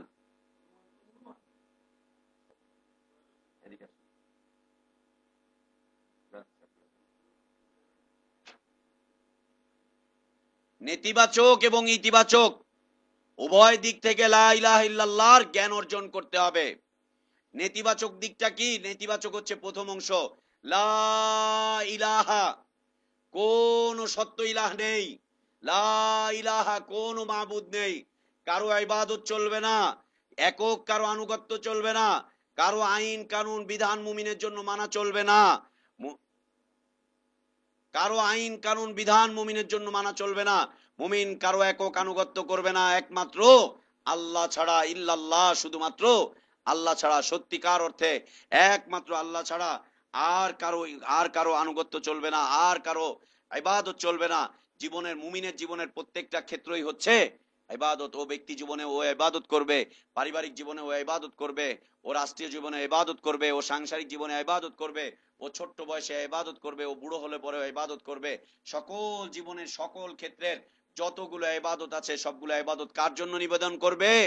একমাত্র আল্লাহর জন্য। সত্যিকার আর কোনো ইলাহ নেই। ইলাহ শব্দটা যখনই চলে আসবে তখনই বলে দিতে হবে এই যে গাছ দেখছো এই গাছটা আমার ইলাহ নয়, এই যে সাগর দেখছো এটা আমার ইলাহ নয়, এই যে চন্দ্র সূর্য যত কিছু দেখছো এগুলো আমার ইলাহ নয়, এই যে যত কিছু দেখছো এগুলো আমার ইলাহ নয়, এই পীর খানকা বুজুর্গ অলি আউলিয়া আবদাল কুতুব গাউস যা আছে এগুলো কোনোটাই আমার ইলাহ নয়। আমার ইলাহ কে? ইল্লাল্লাহ, শুধুমাত্র একমাত্র কেবলমাত্র আল্লাহ, তিনি ছাড়া আমার আর কোনো ইলাহ নেই। এই সম্পর্কে জ্ঞান অর্জন করতে হবে। এ সম্পর্কে জ্ঞান নেতিবাচক জ্ঞান। নেতিবাচক জ্ঞান হচ্ছে জাহিলিয়াত সম্পর্কে জ্ঞান। নেগেটিভ সম্পর্কে জ্ঞান, নেগেটিভ সম্পর্কে জ্ঞান হচ্ছে জাহিলিয়াত সম্পর্কে জ্ঞান। ওই মাজার সম্পর্কে জ্ঞান অর্জন করে ঘোষণা দেন মাজার তুই আমার ইলাহ হতে পারিস না। ওই পীর সম্পর্কে জ্ঞান অর্জন করে ওকে ফতোয়া দিয়ে দেন, ওকে জানিয়ে দেন তুমি আমার ইলাহ হতে পারো না। ওই নেতা সম্পর্কে, ওই আদর্শ সম্পর্কে, ওই নীতিমালা সম্পর্কে, ওই সংবিধান সম্পর্কে জ্ঞান অর্জন করে জানিয়ে দেন যে না তোমরা কেউ আমার ইলাহ হতে পারো না। আমার জীবনে প্রত্যেকটা ক্ষেত্রে যতগুলো বিধান আসবে, যতগুলো দিক আসবে, যতগুলো ইবাদত আসবে, প্রত্যেকটা ইবাদত কে পাবেন? একমাত্র আল্লাহ। নেতিবাচক এবং ইতিবাচক উভয় দিক থেকে জ্ঞান অর্জন করতে হবে। এটা হচ্ছে 1 নাম্বার শর্ত। জ্ঞানবিহীন লা ইলাহা ইল্লাল্লাহর অর্থের উপরে কেউ টিকে থাকতে পারবে না, ও পথভ্রষ্ট হয়ে যাবে। যদিও অর্থ জানে কিন্তু শর্ত, এই শর্তটা হচ্ছে জ্ঞানের শর্ত। এই জ্ঞান যদি অর্জন না করে তাহলে সে টিকে থাকতে পারবে না, এটা অসম্ভব কথা। দলিল হচ্ছে সূরা মুহাম্মদ আয়াত নাম্বার 19, সূরা মুহাম্মদ আয়াত নাম্বার 19। আল্লাহ সুবহানাহু ওয়া তাআলা বলছেন, যে আয়াতটি আমাদের কাছে খুব প্রসিদ্ধ, ফাআলাম আন্নাহু লা ইলাহা ইল্লাল্লাহ, তুমি জ্ঞান অর্জন করো, তুমি জানো আল্লাহ ছাড়া সত্যিকার আর কোনো মাবুদ নেই, ইবাদত পাওয়ার হকদার আর কেউ নেই, ইবাদত পাওয়ার আর হকদার আর কেউ নেই। আল্লাহু আকবার। একজন অমুসলিম একজন সাহাবীকে প্রশ্ন করে বলেছিল তোমরা যে রসুলকে অনুসরণ করো, এই করো সেই করো, রসুল কি তোমাদের জীবনে সবকিছুই দেয়? বলছে হ্যাঁ সবকিছুই দেয়। বলছে সবকিছু? বলছে হ্যাঁ সবকিছু। এমন কি আমি টয়লেটে যাব কিভাবে এই বিষয়ের আদর্শটা আমরা কার থেকে নেই? রাসূল সাল্লাল্লাহু আলাইহি ওয়াসাল্লামের থেকে নেই। তার থেকেই গ্রহণ করে, তিনি ছাড়া আর কেউ আমাদের জন্য আদর্শের ব্যক্তিত্ব নয়। তিনিই আমাদেরকে সবকিছু আমাদের কাছে বর্ণনা করেন। তো জীবনের প্রত্যেকটা ক্ষেত্রে আমাদেরকে ইতিবাচক এবং নেতিবাচক উভয় দিক থেকে লা ইলাহা ইল্লাল্লাহর অর্থ জানতে হবে। নেতিবাচক অর্থ হচ্ছে সকল প্রকার জাহিলিয়াত সম্পর্কে জ্ঞান অর্জন করে তাকে বর্জন করতে হবে। আর ইতিবাচক জ্ঞান হচ্ছে একমাত্র আল্লাহর ইবাদতের সিস্টেম জেনে শুধুমাত্র আল্লাহরই ইবাদত করতে হবে, শুধুমাত্র আল্লাহরই ইবাদত করতে হবে। এটা হচ্ছে ইতিবাচক দিক, এটা হচ্ছে পজিটিভ দিক। এর সম্পর্কে আরো দলিল হচ্ছে সূরা যুখরুফ আয়াত নাম্বার 86। আল্লাহ সুবহানাহু ওয়া তাআলা বলছেন, ইল্লা মান শাহিদা বিল হক ওয়া হুম ইয়ালামুন, শুধুমাত্র জেনে বুঝে যারা সত্যের সাক্ষ্য প্রদান করে। শুধুমাত্র সূরা যুখরুফ আয়াত নাম্বার 86, আল্লাহ সুবহানাহু ওয়া তাআলা বলছেন, ইল্লা মান শাহিদা বিল হক ওয়া হুম ইয়ালামুন, তবে তারা যারা সজ্ঞানে জেনে বুঝে সত্যের সাক্ষ্য প্রদান করে, যারা জেনে বুঝে লা ইলাহা ইল্লাল্লাহ সাক্ষ্য প্রদান করে, যারা জেনে বুঝে লা ইলাহা ইল্লাল্লাহ সাক্ষ্য প্রদান করে, শুধুমাত্র তারাই নাজাত পাবে, তারাই শুধুমাত্র সফল হবে, তারাই শুধুমাত্র সফল হবে, তারাই শুধুমাত্র নাজাত পাবে। সহিহ মুসলিমে ঈমান অধ্যায়ে আল্লাহ রাসূল সাল্লাল্লাহু আলাইহি ওয়াসাল্লামের একটি হাদিস রয়েছে।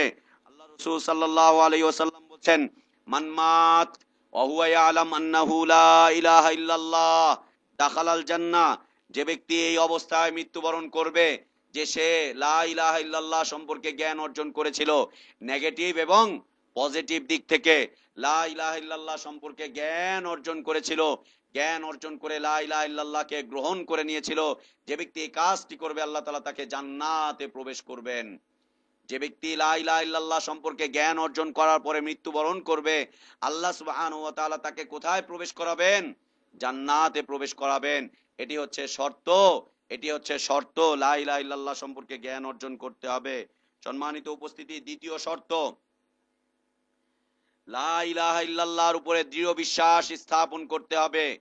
দৃঢ় বিশ্বাস স্থাপন করতে হবে যে আল্লাহ ছাড়া সত্যিকার কোনো মাবুদ নেই, ইবাদত পাওয়ার হকদার আর কেউ নেই, আর কেউ আমার জীবনের কোনো ইবাদত পাবে না। জাহিলি যুগে যা চলে গিয়েছিল গিয়েছিল, আমার এই নতুন জীবনে, ইসলামের জীবনে, আমার এই পরিশুদ্ধ জীবনে আল্লাহ ছাড়া অন্য কেউ আর আমার ইবাদত পাবে না। এই বিষয়ে দৃঢ় বিশ্বাস উপস্থাপন করতে হবে, দৃঢ় বিশ্বাস স্থাপন করতে হবে। দৃঢ় বিশ্বাস, কঠিন বিশ্বাস, শক্ত মজবুত বিশ্বাস, যে বিশ্বাস ভেঙে দেওয়ার মতো আর কেউ থাকে না। কোনো আইন কানুন বিধান যে বিশ্বাসকে ভেঙে দিতে পারে না, কোনো তন্ত্র মন্ত্র ইজাম যে বিশ্বাসকে ভাঙতে পারে না, কোনো বিশ্বাস যে বিশ্বাসকে নষ্ট করতে পারে না, টলাতে পারে না, এমন শক্ত দৃঢ় বিশ্বাস, ইস্তেকামাত, এমন শক্ত দৃঢ় বিশ্বাস অর্জন করতে হবে লা ইলাহা ইল্লাল্লাহ সম্পর্কে, যা কখনোই ভেঙে যাওয়ার নয়। দলিল আল্লাহ সুবহানাহু ওয়া তাআলা সূরা হুজুরাত আয়াত নাম্বার 15, তিনি বলছেন, ইন্নামাল মুমিনুন আল্লাযীনা আমানু বিল্লাহি ওয়া রাসূলিহি সুম্মা লাম ইয়ারতাবু ওয়া জাহাদু বিআমওয়ালিহিম ওয়া আনফুসিহিম ফি সাবিলিল্লাহ উলাইকা হুমুস সাদিকুন। আল্লাহ সুবহানাহু ওয়া তাআলা বলেন, নিশ্চয়ই তারাই ঈমানদার যারা আল্লাহ এবং তার রাসূলের প্রতি ঈমান এনেছে, বিশ্বাস স্থাপন করেছে। ঈমানটাও শর্তযুক্ত, তাই না? মনে আছে তো? ঈমানটাও শর্তযুক্ত, শর্তযুক্ত। আল্লাহ তাআলা বলছেন শুধুমাত্র তারাই প্রকৃত মুমিন, তারাই প্রকৃত ঈমানদার, তারাই শুধুমাত্র ঈমানদার যারা আল্লাহর প্রতি ঈমান এনেছে এবং রাসূলের প্রতি ঈমান এনেছে। সুম্মা লাম ইয়ারতাবু, এবং এরপর তারা তাতে কোনো সন্দেহ পোষণ করেনি, আল্লাহর প্রতি কোনো সন্দেহ পোষণ করেনি যে হ্যাঁ আল্লাহও কিছু পাবে, অন্যেও কিছু পাবে, অন্যেও কিছু পাবে। রহমানকেও সন্তুষ্ট করে, আবার রামকেও সন্তুষ্ট করে। অর্ধেক আল্লাহর কাছে দিয়ে আসে, আর অর্ধেক কার কাছে দিয়ে আসে? গায়রুল্লাহর কাছে দিয়ে আসে। গায়রুল্লাহর কাছে অর্ধেক আর আল্লাহর কাছে অর্ধেক। কেন? কম্প্রোমাইজ করে চলছে। আল্লাহ সন্তুষ্ট থাক, উনিও সন্তুষ্ট থাক। মুফাসসির সাহেব মনে হয় এই জন্যই করেছিলেন, আল্লাহকেও সন্তুষ্ট করছি আর দুর্গাকেও সন্তুষ্ট করছি, এই জন্যই মনে হয় মুফাসসির এই কাজ করেছিলেন। ইন্না লিল্লাহি ওয়া ইন্না ইলাইহি রাজিউন। আল্লাহ বলছেন সুম্মা লাম ইয়ারতাবু, অতঃপর তারা তাতে কোনো সন্দেহ পোষণ করেনি। এমন ঈমান, এমন দৃঢ় বিশ্বাস, যে দৃঢ় বিশ্বাস সন্দেহের পরিপন্থী, সন্দেহ সংশয়ের পরিপন্থী। ঈমান এনেছে আল্লাহর প্রতি এবং তার রাসূলের প্রতি, এবং কোন ধরনের কোন সন্দেহ সংশয় প্রকাশ করেনি, কোন সন্দেহ সংশয় প্রকাশ করেনি, সন্দেহ সংশয় আসেনি।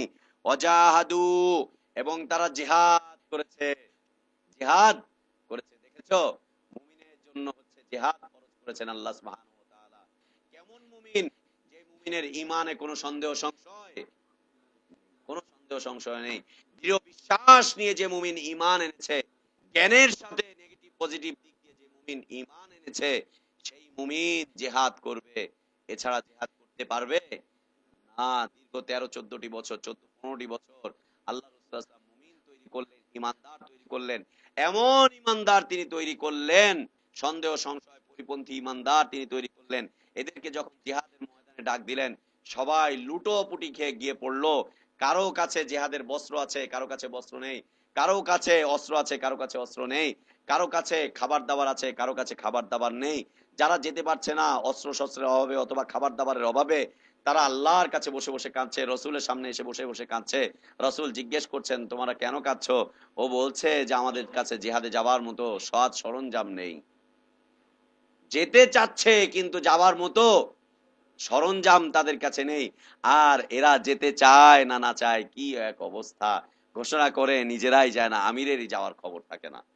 আল্লাহু আকবার! বোঝাচ্ছে ওদের ইমানে সন্দেহ সংশয় রয়েছে। ওরা আল্লাহ এবং তার রসুলের প্রতি দৃঢ়ভাবে ইমান আনতে পারেনি।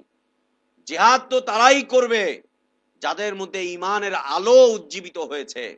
ইমানের আলো যাদের মধ্যে উজ্জীবিত হয়েছে, ইমানই নেই আল্লাহর প্রতি, তার রসুলের প্রতি, বিদআত করে বেড়ায়, কোরআনের আয়াতের অপব্যাখ্যা করে বেড়ায়, ওরা কিসের জিহাদ করবে?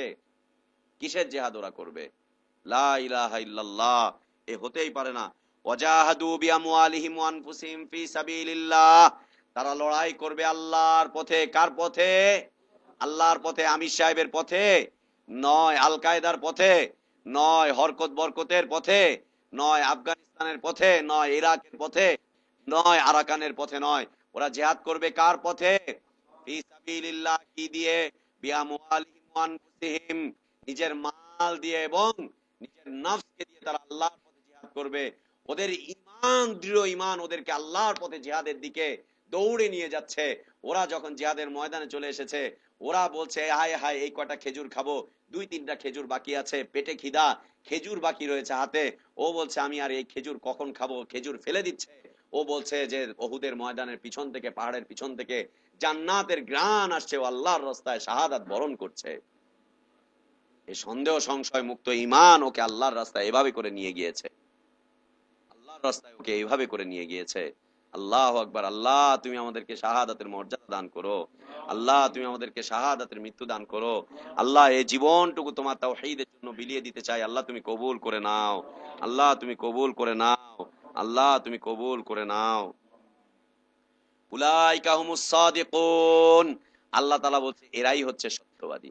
সত্যবাদী খুঁজে পেতে চাও? সত্যবাদী খুঁজে পেতে চাও যে কারা সত্যবাদী? অমুক মুমিন ব্যক্তিকে দেখো যে আল্লাহ এবং তার রাসূলের প্রতি ঈমান এনেছে, সন্দেহ সংশয় মুক্ত ঈমান, ও আল্লাহর পথে জিহাদ করে নিজের জান এবং মাল দিয়ে। আল্লাহ বলছেন উলাইকা হুমুস সাদিকুন, এরাই হচ্ছে সত্যবাদী, যারা জিহাদের ময়দানে চলে আসে মানুষকে ডেকে। আর যারা পিছন যায় না, কি সুন্দর করে ফেসবুকে লিখছে, যাও ভাই যাও যাও, আমারও ইচ্ছা করছে যাওয়ার জন্য, খুব ইচ্ছা, আমিও অংশগ্রহণ করি, কিন্তু কি করব, ভার্সিটিতে আমার ক্লাস আছে তাই যেতে পারছি না। আহা! যেমন আমির তেমন মামুর। ভার্সিটিতে ক্লাস আছে কিসের? ম্যাথমেটিক্স এর, কিসের? সি এর, কিসের? ওই অঙ্কের, সুদের ক্লাস আছে। এই জন্য আমি জেহাদ যেতে পারছি না ভাই, আমার খুব ইচ্ছা করছে যেতে, কিন্তু মা আমাকে যেতে দিচ্ছে না। মা বলছে ভার্সিটিতে ক্লাস আছে, পরীক্ষা আছে, না হলে আমিও তোমাদের সাথে অংশগ্রহণ করতাম। তুমি যাও ভাই যাও। সুন্দর করে ফেসবুকে লিখেছে না, যাও ভাই যাও। আবার আরেকজন লিখেছে, ভাই কি করব, অনেক ইচ্ছা, আমি দেশের মানুষকে বলছি তোমরা যাও, জিহাদের পথে তোমরা অংশগ্রহণ করো, আমি যেতে পারছি না কারণ আমি অনেক দূরে রয়েছি। রাসূল সাল্লাল্লাহু আলাইহি ওয়াসাল্লাম যখন জিহাদের ডাক দিলেন, সাহাবীরা এই কথা বলছেন অনেক দূরে রয়েছি, নাকি দূর দূরান্ত থেকে তারা সবাই এসে অগ্রসর হচ্ছেন? বলছে, যাও ভাই যাও, আমি অনেক দূরে রয়েছি তাই আমি যেতে পারছি না, তবে আমি তোমাদের জন্য দোয়া করছি, আমি তোমাদের সাথে আছি, আমার মন প্রাণ পুরোটাই তোমাদের সাথে থাকবে। তোমরা যাও, তোমরা গিয়ে মরো, আমার মরার দরকার নেই। শাহাদাত তুমি বরণ করো, আমার শাহাদাতের কোনো দরকার নেই। বেটা দূরে আসিস তো কি হয়েছে, টিকিট কেটে চলে আয়। 1 সপ্তাহ তো সময় আমি সাহেব দিয়েই ছিল।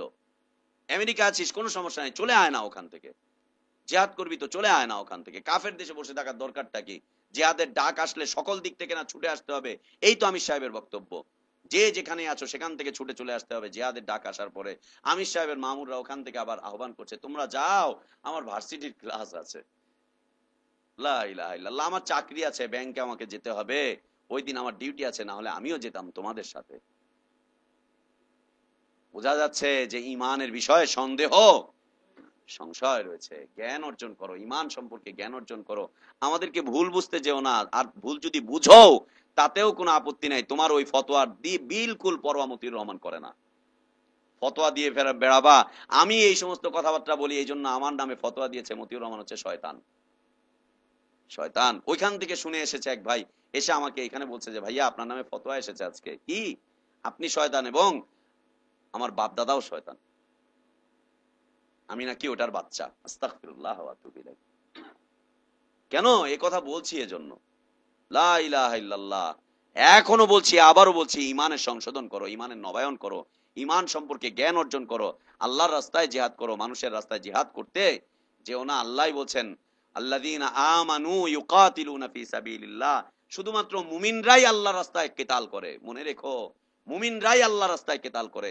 আগে মুমিন তারপরে কিতালের রাস্তা, আগে মুমিন তারপরে জিহাদের রাস্তা, আগে জিহাদ তারপরে মুমিন নয়। আল্লাযীনা আমানু ইউকাতিলুনা ফি সাবিলিল্লাহ, মুমিনরাই আল্লাহর রাস্তায় কিতাল করে। ওয়াল্লাযীনা কাফারু ইউকাতিলুনা ফি সাবিলিত তাগুত, আর যাদের ভিতরে কুফরি রয়েছে ওরা তাগুতের পথে কিতাল করে, তাগুতের পথে কিতাল করে। তোমরা কার পথে কিতাল করছো একটুখানি বুঝে দেখো, একটুখানি ভেবে দেখো, কোরআন পড়ে দেখো যে তোমাদের অবস্থাটা কি। লা ইলাহা ইল্লাল্লাহ, খালি কিতাল বলছে আর দৌড়ান দিচ্ছে। আর জিহাদের ফতোয়া আসছে তো সবাই দৌড়াচ্ছে। তো জিহাদের ফতোয়া ওনার চাইতে বড় মুফতি সাহেব ঢাকায় দিয়েছে। বড় মুফতি সাহেব হচ্ছে খালেদা জিয়া, কিছুদিন আগে ফতোয়া দিল গত রমজানে, যে এই মুহূর্তে আমাদের দেশের সব মানুষের জন্য জিহাদ করা ফরজ। কার বিরুদ্ধে? আওয়ামী লীগের বিরুদ্ধে জিহাদ করা ফরজ। ফতোয়া আসলো না পত্রিকায় গত বছর, গত রমজানে আসছে। গত রমজানে এই বিষয়ে বক্তব্য করেছিলাম, একেবারে পত্রিকায় এনে বলেছিলাম ভাই জিহাদ করা ফরজ। জিহাদের যখন ডাক চলে আসবে তখন আমাদের সবাইকে যেতে হবে, অতএব জিহাদ করার ফরজ। কে ফতোয়া দিয়েছেন?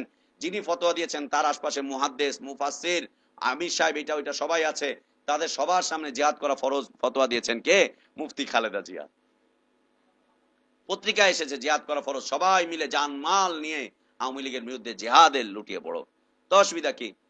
ও ফতোয়া দিয়েছে একটা দলের বিরুদ্ধে, আর আমাদের পক্ষ থেকে ফতোয়া আসলো একটা দেশের বিরুদ্ধে, অসুবিধা কি? আরাকানের বিরুদ্ধে, অসুবিধা কি? একই তো বিষয়। লা ইলাহা ইল্লাল্লাহ, মুসলিমদের জন্য মায়া থাকবে, মহব্বত থাকবে, কিন্তু মনে রেখো তুমি বাতেল পথে অগ্রসর হতে যেও না। যদি বাতেল পথে তুমি তোমার লড়াই করতে থাকো তাহলে আল্লাহর এই আয়াত তোমার উপরে ফিট হয়ে যাবে, ওয়াল্লাযীনা কাফারু ইউকাতিলুনা ফি সাবিলিত তাগুত। আর আল্লাহ বলছেন ফাকাতিলু আউলিয়া আশ-শায়তান, মুমিনদেরকে বলছে শয়তানের দোসরদেরকে তোমরা কিতাল করো।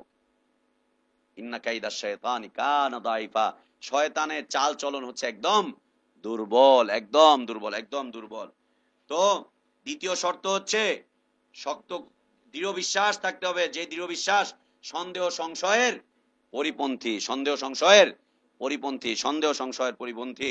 তোমরা আমাদেরকে জেহাদ বিরোধী বলতে পারো, বলো, মনে রেখো আমরা জেহাদ বিরোধী নই, আমরা হচ্ছে অপব্যাখ্যার বিরোধী। জেহাদ মুমিনরাই করবে। আল্লাহর রাস্তায় যদি জেহাদের ডাক চলে আসে, সত্যিকার অর্থে যদি আল্লাহর রাস্তায় চলে আসে, মনে রেখো তোমাদের আগে মতিউর রহমান সেই পথে চলে যাবে। যদি সত্যিকার অর্থে আল্লাহর রাস্তায় জিহাদের কথা আসে, ডাক আসে, মুমিন বিরত থাকতে পারে না তো জিহাদের ডাক আসলে। কি করে হয়? আল্লাহর পথে ডাক আসছে, আল্লাহ সুবহানাহু ওয়া তাআলা বলছেন ইস্তাজিবু লিল্লাহি ওয়া লির রাসূল, আল্লাহর আহ্বানে এবং আল্লাহর রাসূলের আহ্বানে তোমরা সাড়া দাও। দুই শর্ত তো হচ্ছে ইমান। ইমান না থাকলে কোথায় যাবেন আপনি? ইমান না থাকলে তো কাফেরের পথে চলে যেতে হবে। লা ইলাহা ইল্লাল্লাহ। আল্লাহর রাসূল সাল্লাল্লাহু আলাইহি ওয়াসাল্লাম বলেন, সহিহ মুসলিমের আরেকটি হাদিস আবু হুরায়রা রাদিয়াল্লাহু আনহু থেকে বর্ণিত, আল্লাহর রাসূল সাল্লাল্লাহু আলাইহি ওয়াসাল্লাম বলেন, আশহাদু আল্লা ইলাহা ইল্লাল্লাহ ওয়া আন্নী রাসূলুল্লাহ লা ইয়ালকি আল্লাহু বিহিমা আবদুন গায়রা শাক্কিন ফিহিমা ইল্লা দাখালাল জান্নাহ। যে ব্যক্তি এই সাক্ষ্য দিবে আল্লাহ ছাড়া সত্যিকার কোনো মাবুদ নেই এবং আমি আল্লাহর রাসূল, এই ব্যক্তি, যে ব্যক্তি এই সাক্ষ্য দিবে, যে ব্যক্তি এই সাক্ষ্য দিবে যে আল্লাহ ছাড়া সত্যিকার কোনো মাবুদ নেই এবং মুহাম্মদ সাল্লাল্লাহু আলাইহি ওয়াসাল্লাম আল্লাহর রাসূল, এমন অবস্থায় সাক্ষ্য দিবে যে তার মধ্যে কোনো সন্দেহ সংশয় ছিল না, এই সাক্ষ্য দিতে দিতে যে ব্যক্তি মৃত্যুবরণ করবে আল্লাহ তাআলা তাকে জান্নাতে প্রবেশ করাবেন। সন্দেহ সংশয় মুক্তভাবে যে ব্যক্তি লা ইলাহা ইল্লাল্লাহ এবং মুহাম্মদ রাসূলুল্লাহ সাক্ষ্য দিতে দিতে মৃত্যুবরণ করবে সন্দেহ সংশয়হীন ভাবে আল্লাহ তাআলা তাকে কোথায় প্রবেশ করাবেন? জান্নাতে প্রবেশ করাবেন, জান্নাতে প্রবেশ করাবেন। আরেকটি হাদিস রয়েছে সহিহ মুসলিমেরই, আল্লাহ রাসূল সাল্লাল্লাহু আলাইহি ওয়াসাল্লাম বলেন, আবু হুরায়রা তুমি চলে যাও, এই দেয়ালের ওই পাশে তুমি যাকেই পাবে তাকেই তুমি আমার পক্ষ থেকে এই ঘোষণাটি শুনিয়ে দিও, মান লাকিতা মিন ওয়ারাই হাযাল হায়াত, তুমি এই দেয়ালের ওই পাশে যাকেই পাবে তাকে তুমি এই সংবাদ শুনিয়ে দিও, আশহাদু আল্লা ইলাহা ইল্লাল্লাহ মুস্তায়কিনান বিহা কলবিহি ফাবাশশিরহু বিল জান্নাহ। যে ব্যক্তি ইয়াকিনের সাথে দৃঢ় বিশ্বাসের সাথে সন্দেহ সংশয় মুক্ত ভাবে যে ব্যক্তি লা ইলাহা ইল্লাল্লাহর সাক্ষ্য প্রদান করবে, যে ব্যক্তি লা ইলাহা ইল্লাল্লাহ সাক্ষ্য প্রদান করবে সন্দেহ সংশয় মুক্ত ভাবে, আল্লাহ তাআলা তাকে জান্নাতে প্রবেশ করাবেন। আবু হুরায়রা তুমি চলে যাও, তুমি রাস্তায় যাকেই পাবে তাকেই তুমি এই সুসংবাদ প্রদান করো, যে ব্যক্তি সন্দেহ সংশয় মুক্ত ভাবে ইস্তেকামতের সাথে ইয়াকিনের সাথে দৃঢ় বিশ্বাসের সাথে লা ইলাহা ইল্লাল্লাহ সাক্ষ্য প্রদান করবে, আল্লাহ তাআলা তাকে জান্নাতে প্রবেশ করাবেন। কোথায় প্রবেশ করাবেন? জান্নাতে প্রবেশ করাবেন। এটা হচ্ছে লা ইলাহা ইল্লাল্লাহ দ্বিতীয় শর্ত। প্রথম শর্ত কি ছিল? প্রথম শর্ত কি ছিল? জ্ঞান অর্জন করা। প্রথম শর্ত ছিল জ্ঞান অর্জন করা। কি সম্পর্কে? নেতিবাচক এবং ইতিবাচক উভয় দিক সম্পর্কে জ্ঞান অর্জন করবে। দ্বিতীয় শর্ত কি? লা ইলাহা ইল্লাল্লাহর প্রতি দৃঢ় বিশ্বাস, এমন বিশ্বাস যা সন্দেহ সংশয়ের পরিপন্থী, যার মধ্যে সন্দেহের কোনো অবকাশ নেই, কোনো অবকাশ নেই। সন্দেহ মুক্ত ভাবে লা ইলাহা ইল্লাল্লাহ সাক্ষ্য প্রদান করবে, আল্লাহ তাআলা তাকে কোথায় প্রবেশ করাবেন? জান্নাতে প্রবেশ করাবেন। 3 নাম্বার শর্ত, ইখলাস থাকতে হবে, ইখলাস থাকতে হবে, নিখাত চিত্ত হতে হবে, যার মধ্যে কোনো খাদ থাকবে না। অলংকার বানাচ্ছেন, খাদ ছাড়া অলংকার বানানো সম্ভব হচ্ছে না। অলংকার খাদ ছাড়া টিকে থাকতে পারে না, কারণ ওটা ঝুলে যায়, পড়ে যায়, মুছে যায়, এই হয় সেই হয়, ওটা গলে যায়, এই জন্য ওতে খাদ দিতে হয়। কোনোটায় কম আর কোনোটায় বেশি। মনে রেখেন, আপনার তাওহীদ, আপনি যে লা ইলাহা ইল্লাল্লাহ বলছেন, এটা গলে যাবার জিনিস নয়, এটা পড়ে যাওয়ার জিনিস নয়, এটা বের হয়ে যাওয়ার জিনিস নয়, এবং এর সাথে কোনো কিছুর মিশ্রণও করা যাবে না। ইখলাসের সাথে নিখাত চিত্ত ভাবে লা ইলাহা ইল্লাল্লাহ সাক্ষ্য দিতে হবে। আয়াত নাম্বার সূরা জুমার আয়াত নাম্বার 3, আল্লাহ সুবহানাহু ওয়া তাআলা বলছেন, সূরা জুমার আয়াত নাম্বার 3, আল্লাহ সুবহানাহু ওয়া তাআলা বলছেন, আলা লিল্লাহিদ দীনুল খালিস, জেনে রাখো আল্লাহর জন্য দ্বীন হচ্ছে একেবারে নির্ভেজাল। আল্লাহর জন্য দ্বীন হচ্ছে একেবারে নির্ভেজাল, কোনো কিছুর সংমিশ্রণ করানো যাবে না আল্লাহর দ্বীনের সাথে। আল্লাহর দ্বীন লা ইলাহা ইল্লাল্লাহ হচ্ছে একদম নির্ভেজাল জিনিস, এর মধ্যে কোনো কিছুর সংমিশ্রণ ঘটানো যাবে না। সূরা বাইয়িনা আয়াত নাম্বার 5, আল্লাহ সুবহানাহু ওয়া তাআলা বলছেন, ওমা উমিরু ইল্লা লিয়াবুদুল্লাহ মুখলিসিনা লাহুদ্দিন, ওমা উমিরু ইল্লা লিয়াবুদুল্লাহ মুখলিসিনা লাহুদ্দিন, তাদেরকে আদেশ করা হয়েছে তারা যেন ইখলাসের সাথে আল্লাহ দ্বীনকে মেনে নেয়, ইখলাসের সাথে নিখাত চিত্তভাবে, ইখলাসের সাথে তারা যেন আল্লাহ দ্বীনকে মেনে নেয়। কি অবস্থায়? হানাফি হয়ে, হুনাফা, হানাফি হয়ে, তাই না? হানাফি হয়ে। হানাফি মানে কি? হুনাফা মানে কি? একনিষ্ঠতার সাথে, একনিষ্ঠতার সাথে নিখাত চিত্তভাবে তারা যেন আল্লাহ দ্বীনকে মেনে নেয়, তারা যেন আল্লাহ দ্বীনকে মেনে নেয়, এক আল্লাহর ইবাদত করে, এক আল্লাহর ইবাদত করে একনিষ্ঠতার সাথে, নিখাত চিত্তভাবে একনিষ্ঠতার সাথে এক আল্লাহর ইবাদত যেন তারা করে, এই ব্যাপারে তাদেরকে আদেশ করা হয়েছে। তারা যেন একনিষ্ঠতার সাথে, একনিষ্ঠতার সাথে নিখাত চিত্তভাবে একনিষ্ঠতার সাথে এক আল্লাহর ইবাদত করে, এই মর্মে তাদেরকে আদেশ করা হয়েছে। তারা যেন সালাত আদায় করে একনিষ্ঠতার সাথে, তারা যেন যাকাত আদায় করে একনিষ্ঠতার সাথে, তারা যেন সকল প্রকার ইবাদত করে ইখলাসের সাথে একনিষ্ঠতার সাথে, আল্লাহর সাথে যেন কোনো কিছু সংমিশ্রণ না ঘটায়, আল্লাহর কাছে সাথে যেন আল্লাহ দ্বীনের সাথে অন্য কোনো দ্বীনের সাথে যাতে করে তারা কোনো কিছুর সংমিশ্রণ না ঘটায়, এই বিষয়ে আল্লাহ তাআলার পক্ষ থেকে আদেশ করা হয়েছে। সহিহ মুসলিম, সহিহ বুখারীতে হাদিস রয়েছে, আবু হুরায়রা রাদিয়াল্লাহু আনহু থেকে বর্ণিত, আল্লাহ রাসূল সাল্লাল্লাহু আলাইহি ওয়াসাল্লাম বলছেন, আসাদান নাস বিশাফাতি মান ক্বালা লা ইলাহা ইল্লাল্লাহ খালিসান মিন কলবিহি আও নাফসিহি। আল্লাহ রাসূল সাল্লাল্লাহু আলাইহি ওয়াসাল্লাম বলছেন, সেই ব্যক্তি কিয়ামতের দিন আমার শাফাত লাভে ধন্য হবে, যে ব্যক্তি একনিষ্ঠতার সাথে ইখলাসের সাথে লা ইলাহা ইল্লাল্লাহর সাক্ষ্য প্রদান করবে। যে ব্যক্তি একনিষ্ঠতার সাথে একনিষ্ঠভাবে নিখাত চিত্তভাবে ইখলাসের সাথে যে ব্যক্তি লা ইলাহা ইল্লাল্লাহ সাক্ষ্য প্রদান করবে, সে ব্যক্তি শুধুমাত্র কিয়ামতের দিন আল্লাহ রাসূল সাল্লাল্লাহু আলাইহি ওয়াসাল্লামের শাফাআত লাভে ধন্য হবে। শুধুমাত্র সেই ব্যক্তি আল্লাহ রাসূল সাল্লাল্লাহু আলাইহি ওয়াসাল্লামের শাফাআত লাভ করবে। আরেকটি হাদিস রয়েছে সুনান নাসাইতে আরেকটি হাদিস রয়েছে।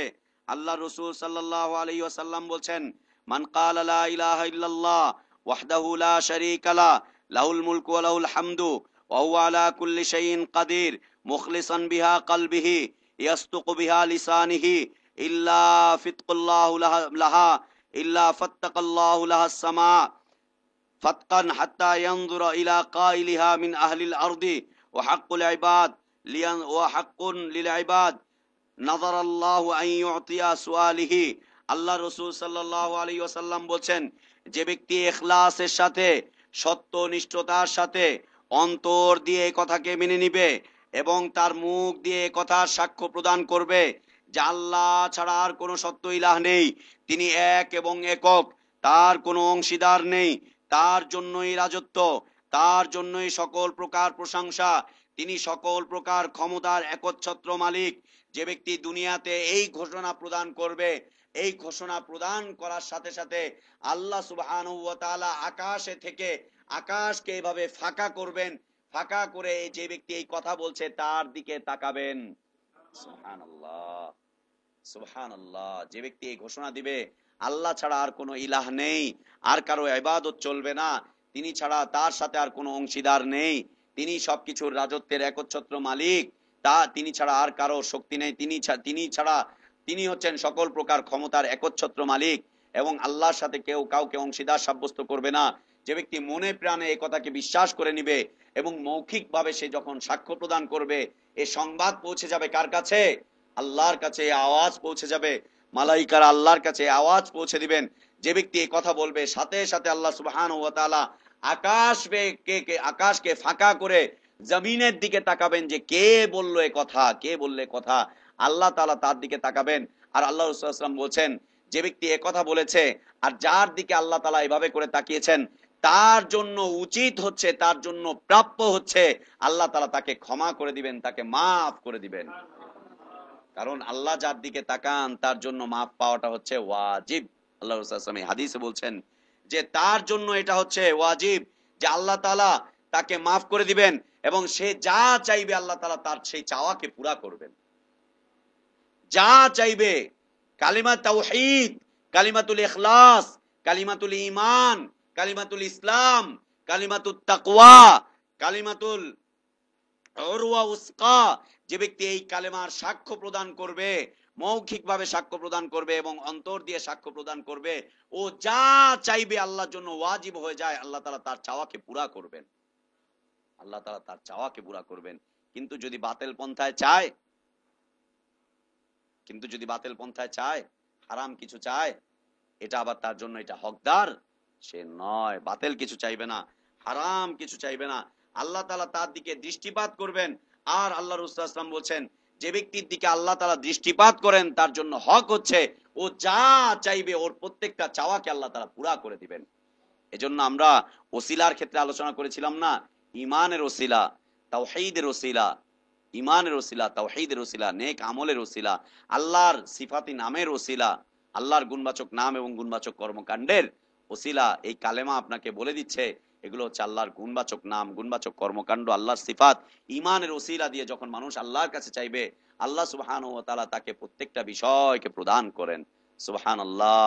আল্লাহ, ঈমানের ওসিলা দিয়ে তোমার কাছে চাচ্ছি, আল্লাহ তুমি এদেশে তোমার তাওহীদের বিজয় আমাদেরকে দেখার তৌফিক দান করো। আল্লাহ তোমার তাওহীদের বিজয় আমাদেরকে দেখার তৌফিক দান করো। আল্লাহ সেদিন পর্যন্ত আমাদেরকে দেখার তৌফিক দান করো যেদিন এদেশের মানুষ দলে দলে ইসলামের মধ্যে প্রবেশ করবে। আল্লাহ তুমি পারো, আল্লাহ তুমি ক্ষমতাবান, আল্লাহ তুমি পারো। আল্লাহ তুমি এদেশের মানুষের অন্তরগুলোকে উন্মোচন করে দাও। আল্লাহ তুমি এদেশের মানুষের বক্ষগুলোকে ইসলামের জন্য উন্মোচন করে দাও। আল্লাহুম্মা আমিন। 4 নাম্বার শর্ত, কয়টা শর্ত গেল?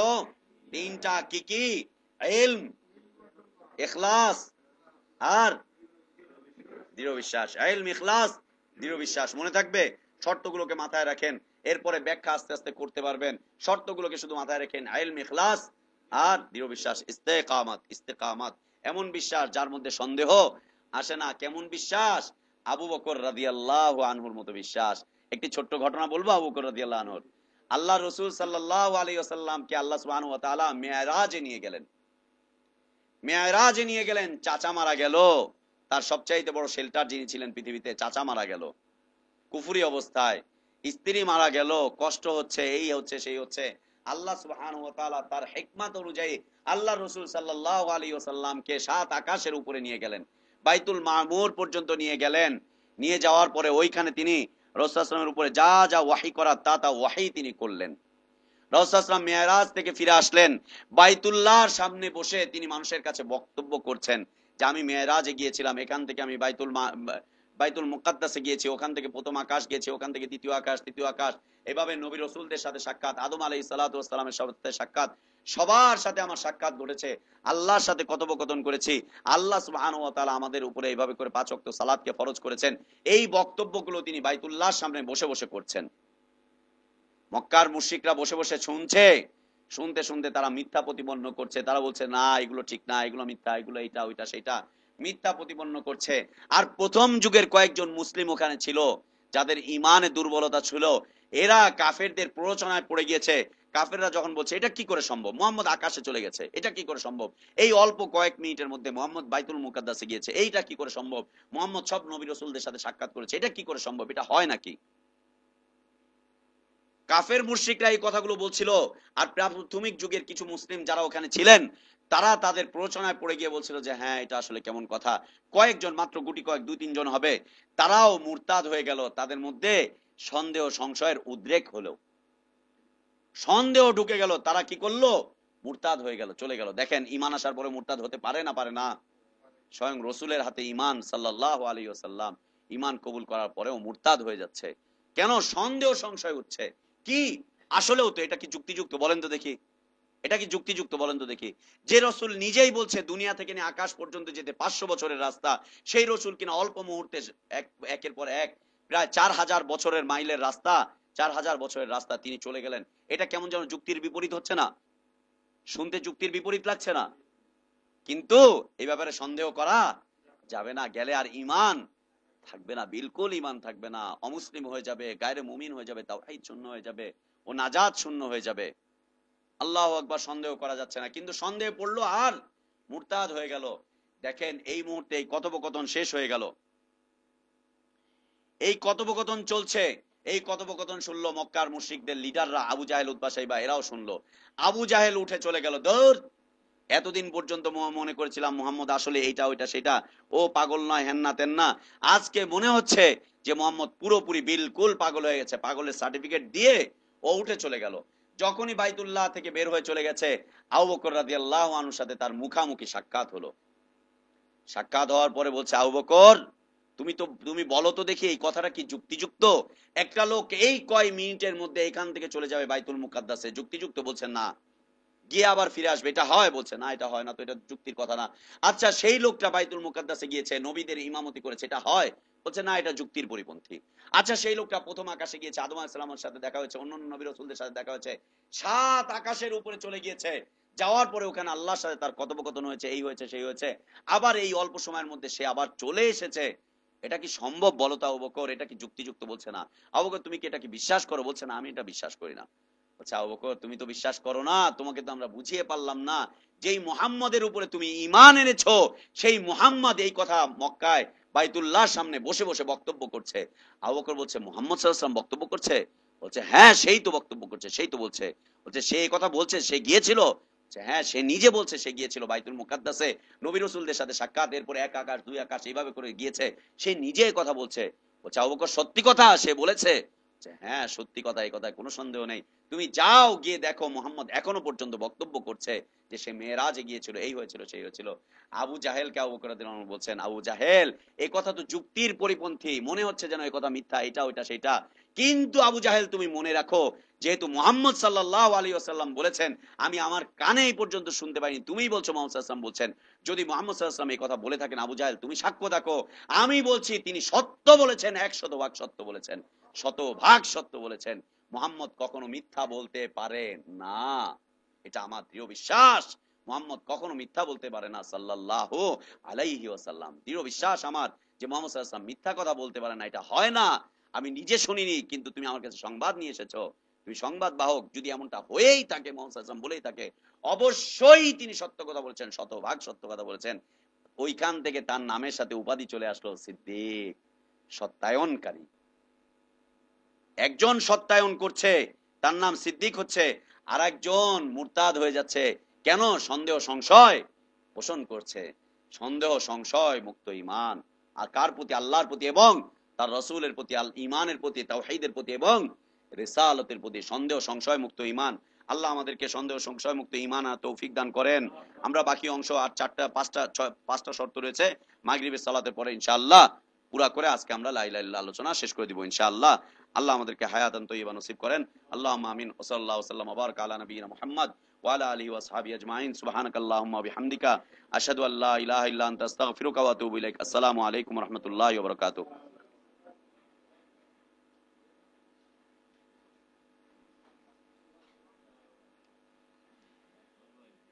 হাতে